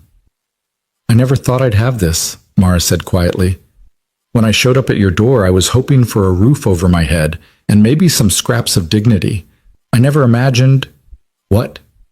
This. All of this. Love, family, belonging. She looked up at him, her eyes shimmering. You gave me everything, Ethan. Everything I never knew I needed. You gave me just as much.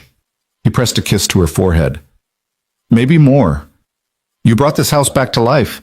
You gave Lily a mother. You stood beside me when everyone else was running away.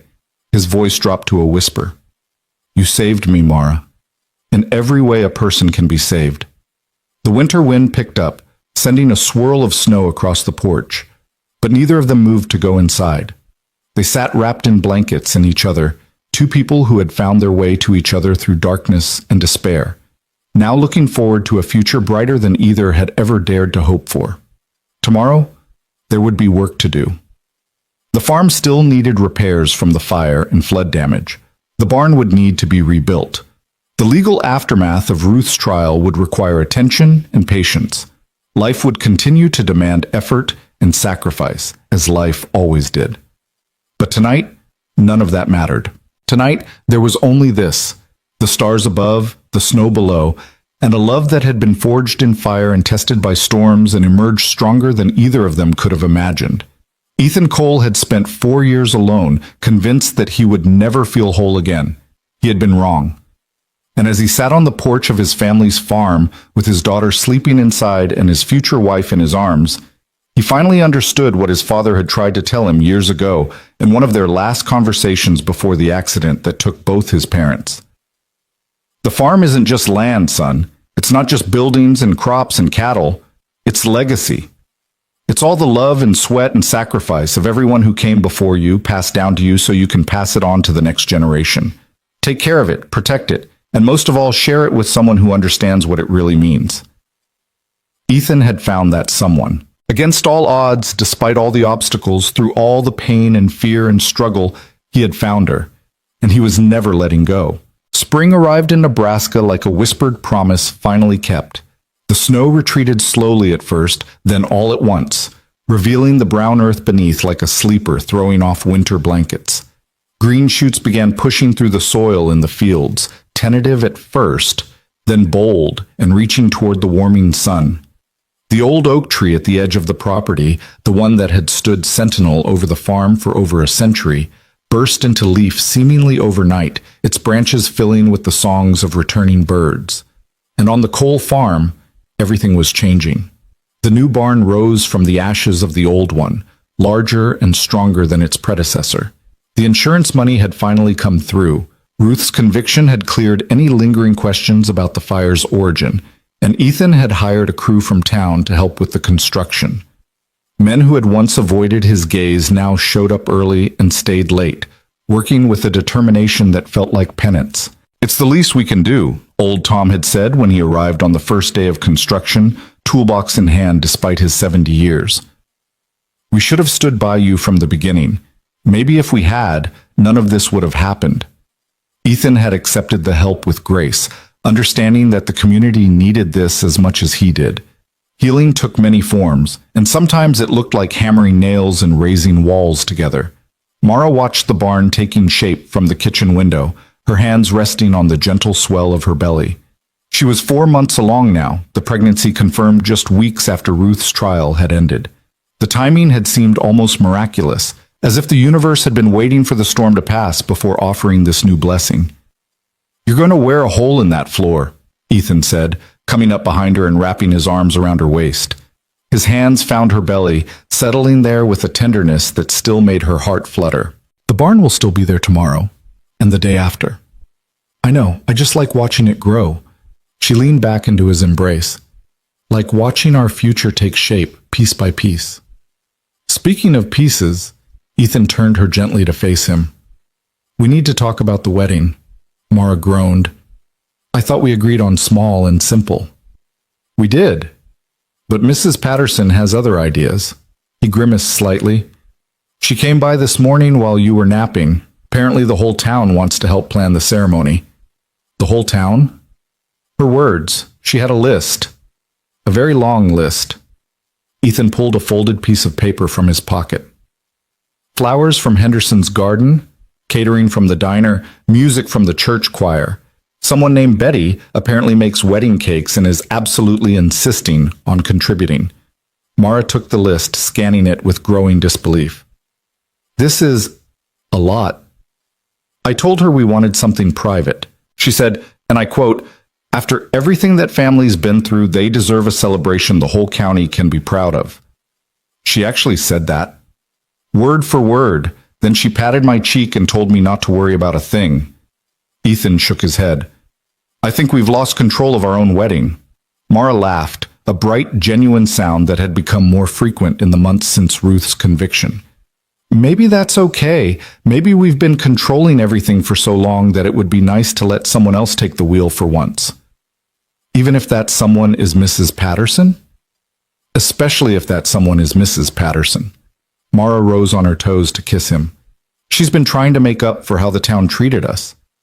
"Let her, let them all. It's good for everyone."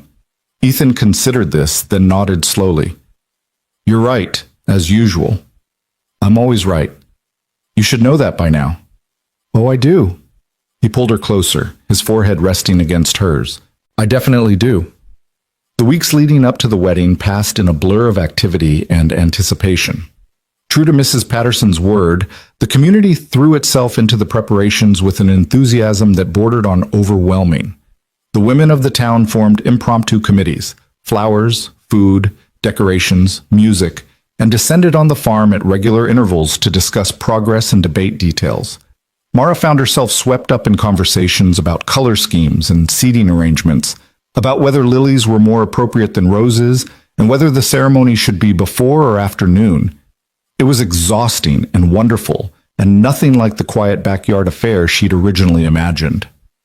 "This is getting out of hand," she confided to Lily one afternoon as they sat on the porch watching yet another car pull up the driveway. Lily looked up from the flower crown she was attempting to weave, a skill Mrs. Patterson had taught her the week before. "Is that a bad thing?" "I don't know. Maybe." Mara sighed. "I just wanted something simple, something that was about us, not about all of this." Lily considered this with the solemnity she'd inherited from her father. "But isn't it about us? All these people are coming because they care about us, because they want to celebrate with us." She held up her lopsided flower crown with evident pride. "I think that's nice." Mara looked at her stepdaughter, this child who had accepted her with open arms, who called her Mama now, without hesitation, who had become the center of her world alongside Ethan, and felt her heart swell. "When did you get so wise?" she asked softly. Lily grinned. "I learned from you." The wedding took place on the first Saturday of May, under the old oak tree where 3 generations of Coles had gathered for celebrations and mournings alike. The day dawned clear and warm, with a gentle breeze that carried the scent of blooming flowers across the farm. Ethan stood beneath the spreading branches in a simple dark suit, watching as guests arrived and took their seats in the rows of white chairs that had appeared overnight, courtesy of the Methodist Church. The turnout exceeded anything they'd expected.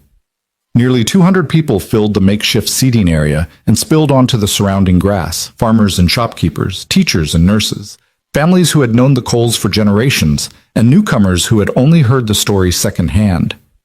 Sheriff Whitmore was there in his dress uniform, looking uncomfortable but pleased. Even Thomas Reeves had come, sitting quietly in the back row with his wife and daughter, his presence a reminder of how far they'd all traveled to reach this moment. And then the music started. It wasn't the traditional wedding march. Mara had chosen something different. A song that had been playing on the radio the first night she'd cooked dinner in Ethan's kitchen. A simple melody that had become their unofficial anthem over the months that followed.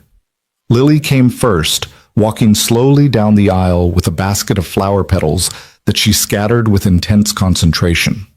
Her white dress had been a gift from Mrs. Patterson, and the flower crown on her head was her own creation, the same lopsided design she'd been practicing for weeks, worn now with obvious pride. And then came Mara. Ethan's breath caught in his chest as she appeared at the end of the aisle. She wore white, but not the elaborate gown of a traditional bride.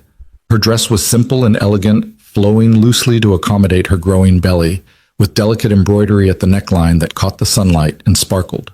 Her auburn hair was loose around her shoulders, crowned with fresh flowers that matched the ones Lily had scattered on the ground. And in her hands she carried a bouquet of wildflowers, the same kind that grew in the fields surrounding the farm, the kind that had bloomed here for 100 years and would bloom for 100 more. She was beautiful. She was radiant. She was everything Ethan had never known he needed until she'd walked into his life. Mara's eyes found his across the distance, and she smiled, that gentle, knowing smile that had become his anchor through every storm. And then she began to walk, each step bringing her closer to the man she loved, the life she'd chosen, the future they would build together. The ceremony was short and sweet, conducted by Pastor Williams from the church in town. He spoke of love and commitment, of storms weathered and peace found, of the miracle of two broken people finding wholeness in each other. His words were simple but profound, touching something deep in everyone who heard them. Marriage, he said, is not a destination. It's a journey. Every day you choose to walk together. Every day you choose to love each other, especially when it's difficult. Ethan and Mara have already proven they understand this truth. They've faced trials that would have broken lesser people, and they've emerged not just intact, but stronger, kinder, more loving than before. He looked between them, his weathered face softening. What we witness today is not the beginning of their love story. That began months ago in desperation and hope, in a choice to trust when trust seemed impossible. Today, we simply celebrate what already exists. We acknowledge the love that has been tested by fire and flood and emerged pure gold. When it came time for the vows, Ethan spoke first. Mara, he said, his voice steady despite the emotion threatening to overwhelm him. 9 months ago, you showed up at my door with nothing but a letter and a prayer. I was broken. I was alone. I'd forgotten what it felt like to hope for anything beyond survival. He took her hands in his, holding them as if they were the most precious things in the world. You changed everything.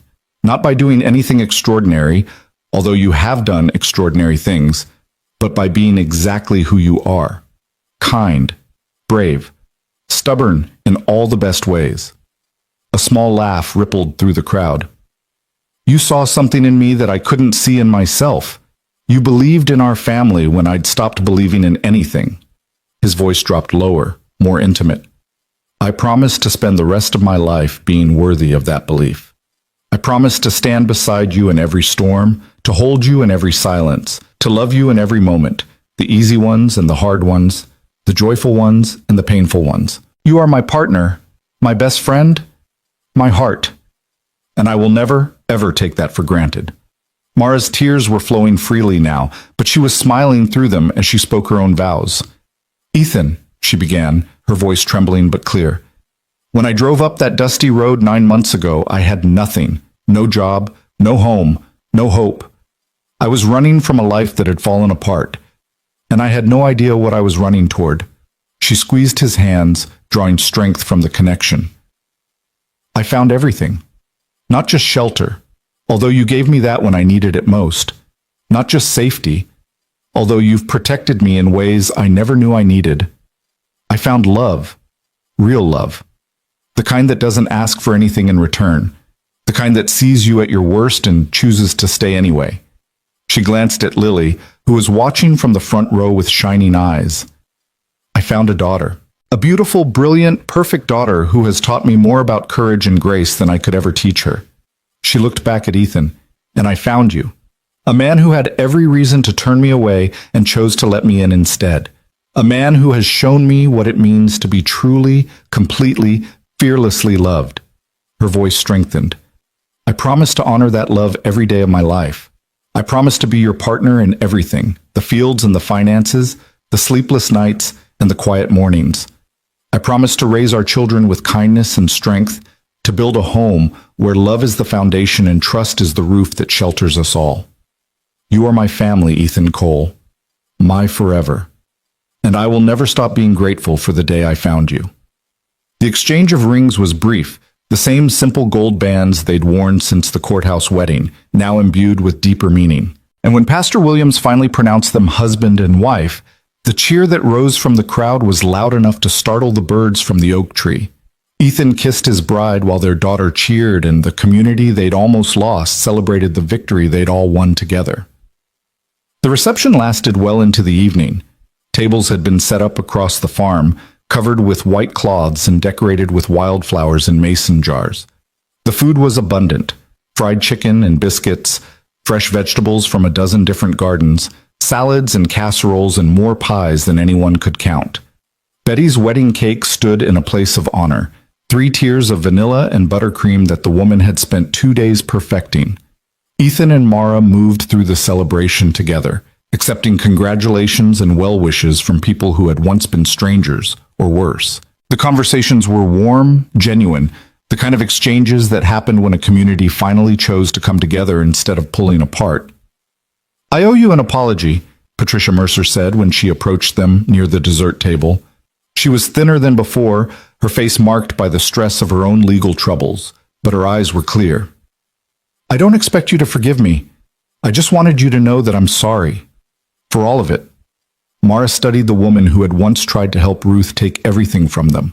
Part of her wanted to respond with anger, with the bitterness that the memory still sparked.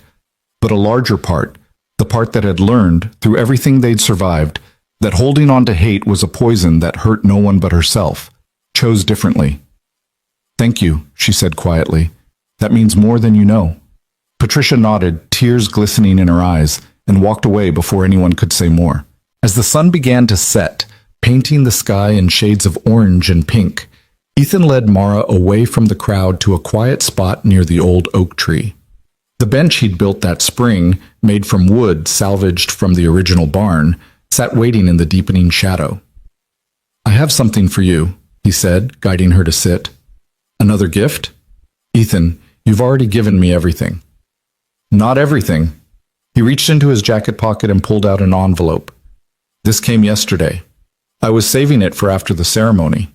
Mara took the envelope with curious hands, noting the official seal on the corner. She opened it and scanned the contents, her eyes widening as understanding dawned. "This is the deed. The farm is officially ours, free and clear. The bank dropped all claims after Ruth's conviction, and the restitution fund covered the remaining mortgage." Ethan sat beside her, his arm wrapping around her shoulders. "No more debt, no more threats. It's ours, Mara. Really, truly ours." Mara stared at the document in her hands, this piece of paper that represented 3 generations of struggle and sacrifice, of love and loss, of battles fought and finally won. The words blurred as tears filled her eyes. "I never imagined," she whispered. "Neither did I. A year ago, I was convinced I was going to lose everything, the farm, Lily, my will to keep going." His voice dropped. "Then you showed up, and everything changed. We changed it together." "Yes." He pressed a kiss to her temple.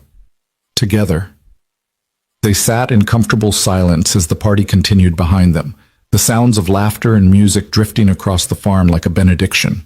The oak tree's leaves rustled overhead, and somewhere in the distance a mockingbird began its evening song. "I have something to tell you too," Mara said softly. Ethan looked at her. What is it? She took his hand and placed it on her belly, where the gentle swell of new life waited. I felt the baby move today, for the first time. Her smile was radiant in the fading light. During the ceremony, actually, right when you were saying your vows. Ethan's breath caught. Really? Really? Like they were trying to tell us something, like they knew this was an important moment and wanted to be part of it. He kept his hand where she'd placed it, waiting, hoping. And then, so faint he might have imagined it, he felt it. A tiny flutter, barely there, like butterfly wings against his palm. I felt it, he whispered, awe thick in his voice. I felt our baby. Our baby. Mara covered his hand with hers. Our family. Our future. They stayed on the bench as the stars emerged overhead, the same stars that had watched over this land for 100 years and would watch for 100 more. Behind them, the celebration gradually wound down, guests departing with hugs and promises to visit, the cleanup beginning in earnest. But Ethan and Mara remained where they were, wrapped in each other and the magnitude of everything they'd survived to reach this moment. Do you ever think about it? Mara asked quietly. About how close we came to losing everything? Sometimes. In the dark moments when the fear comes back. Ethan was honest as he'd learned to be with her. But then I remember what we have now, and I realized that the struggle was worth it. Every bit of it. Even the fire, even the flood, even Ruth. All of it. He turned to face her, his eyes intense in the starlight, because all of it led us here, to this moment, to each other. He paused. To the family we're building. Mara thought about the journey that had brought her to this place, the desperation that had driven her to a stranger's door, the hope she'd carried in the form of her father's letter, the love that had grown from the most unlikely of circumstances. She thought about Frank Bennett, who had seen something neither she nor Ethan could see themselves, and had set them on this path with nothing but faith that they would find their way. I wish my father could have been here, she said softly. I think he was. Ethan's voice was gentle. I think he's been here all along, watching over us, guiding us, making sure his promise was kept.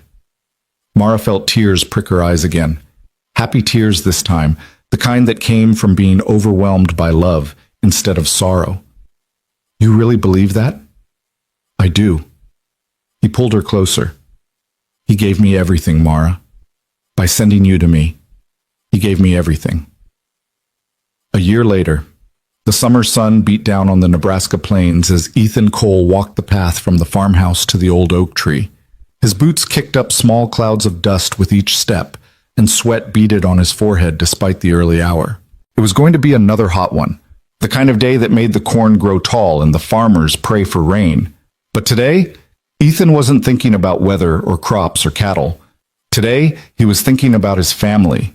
Lily ran ahead of him, her dark curls bouncing with each stride.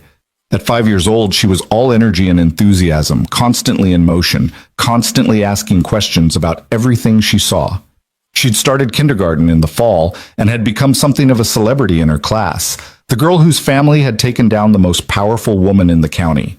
She didn't understand most of what had happened, of course. She was too young for the full story, too innocent for the ugly details. But she understood the important parts. That bad people had tried to hurt them, that good people had helped them fight back, and that in the end, love had won. That was enough. Daddy, hurry up, she called back over her shoulder. Mama's waiting. I'm coming, sweetheart. Some of us don't have unlimited energy, you know? That's because you're old. I'm 33. Like I said, old.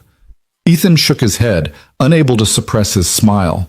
Lily had developed a wit that would serve her well in life, even if it sometimes left her father scrambling for comebacks. They reached the oak tree, where Mara was already waiting on the bench Ethan had built. She wore a light summer dress, her auburn hair loose around her shoulders, her face turned up to catch the breeze, and in her arms, wrapped in a soft blue blanket, was their son. Benjamin Frank Cole had arrived 6 weeks ago, on a night so peaceful it seemed like the world itself was holding its breath. The birth had been easy, or as easy as these things ever were. and the baby had emerged with a lusty cry that had echoed through the farmhouse like a declaration of arrival. He had Ethan's eyes. That was the first thing everyone noticed. Those pale blue eyes that seemed to see more than they should, that held depths of feeling beyond their few weeks of existence. But he had Mara's coloring and her father's chin, and a temperament that suggested he'd inherited the best of both his parents. "There you are," Mara said as Ethan settled onto the bench beside her. "I was starting to think you'd gotten lost." Lily distracted me. She wanted to show me the butterfly she found. It was a really big butterfly, Lily confirmed, climbing onto the bench on Mara's other side. She peered down at her baby brother with the protective interest she had shown since his birth. "Is Benji awake?" "He's just finishing his breakfast." Mara adjusted the blanket, revealing the baby's face, round and content, eyes closed in the drowsy satisfaction of a full belly. "But he'll be awake soon. He's been very alert today. Can I hold him?" "When we get back to the house. I want him to have some time outside first." They sat together in the shade of the oak tree, the four of them, a family complete, watching the morning light spread across the fields. The corn was knee-high already, the wheat rippling like golden waves in the breeze. The new barn stood solid and proud where the old one had burned, filled with equipment and feed and all the tools needed to work the land. The farm was thriving. More than thriving, actually. The community's renewed support had brought opportunities Ethan had never expected. Partnerships with local restaurants that wanted farm-fresh produce, contracts with organic markets in the city, interest from a university that wanted to study his sustainable farming methods. The debt that had once seemed insurmountable was a distant memory, replaced by the kind of financial stability that allowed for planning and dreaming. And Mara had found her own success.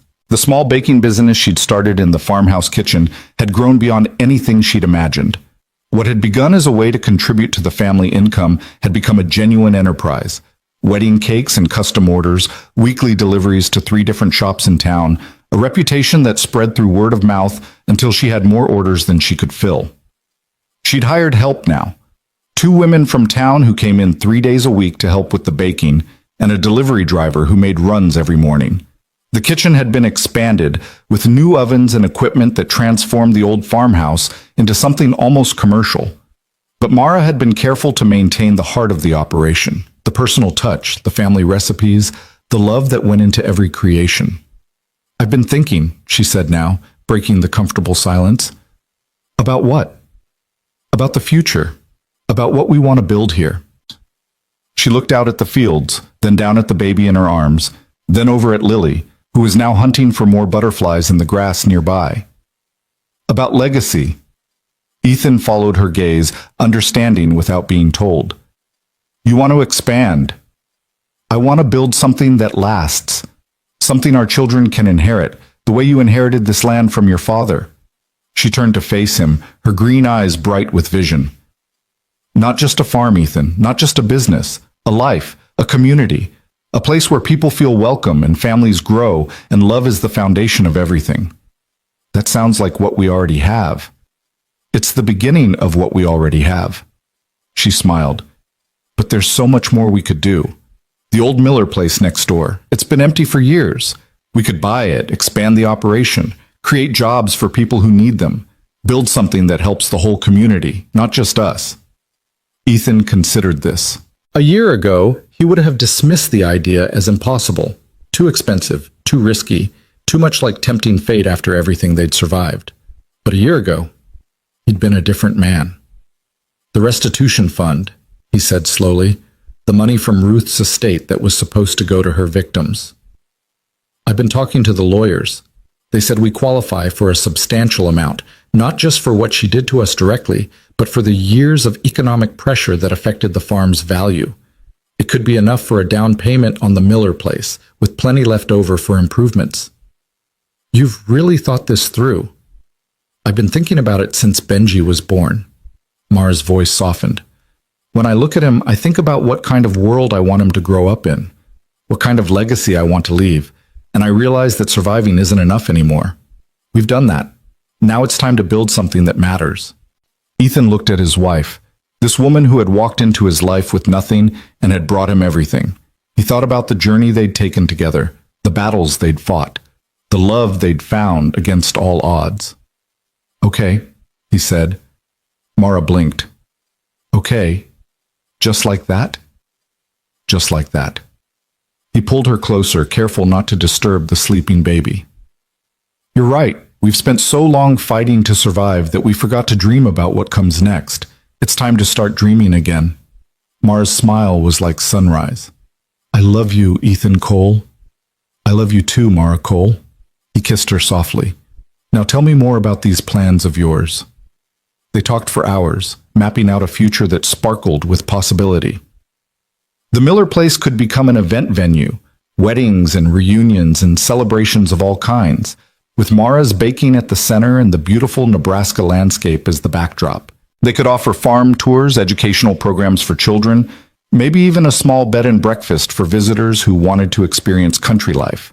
The possibilities seemed endless.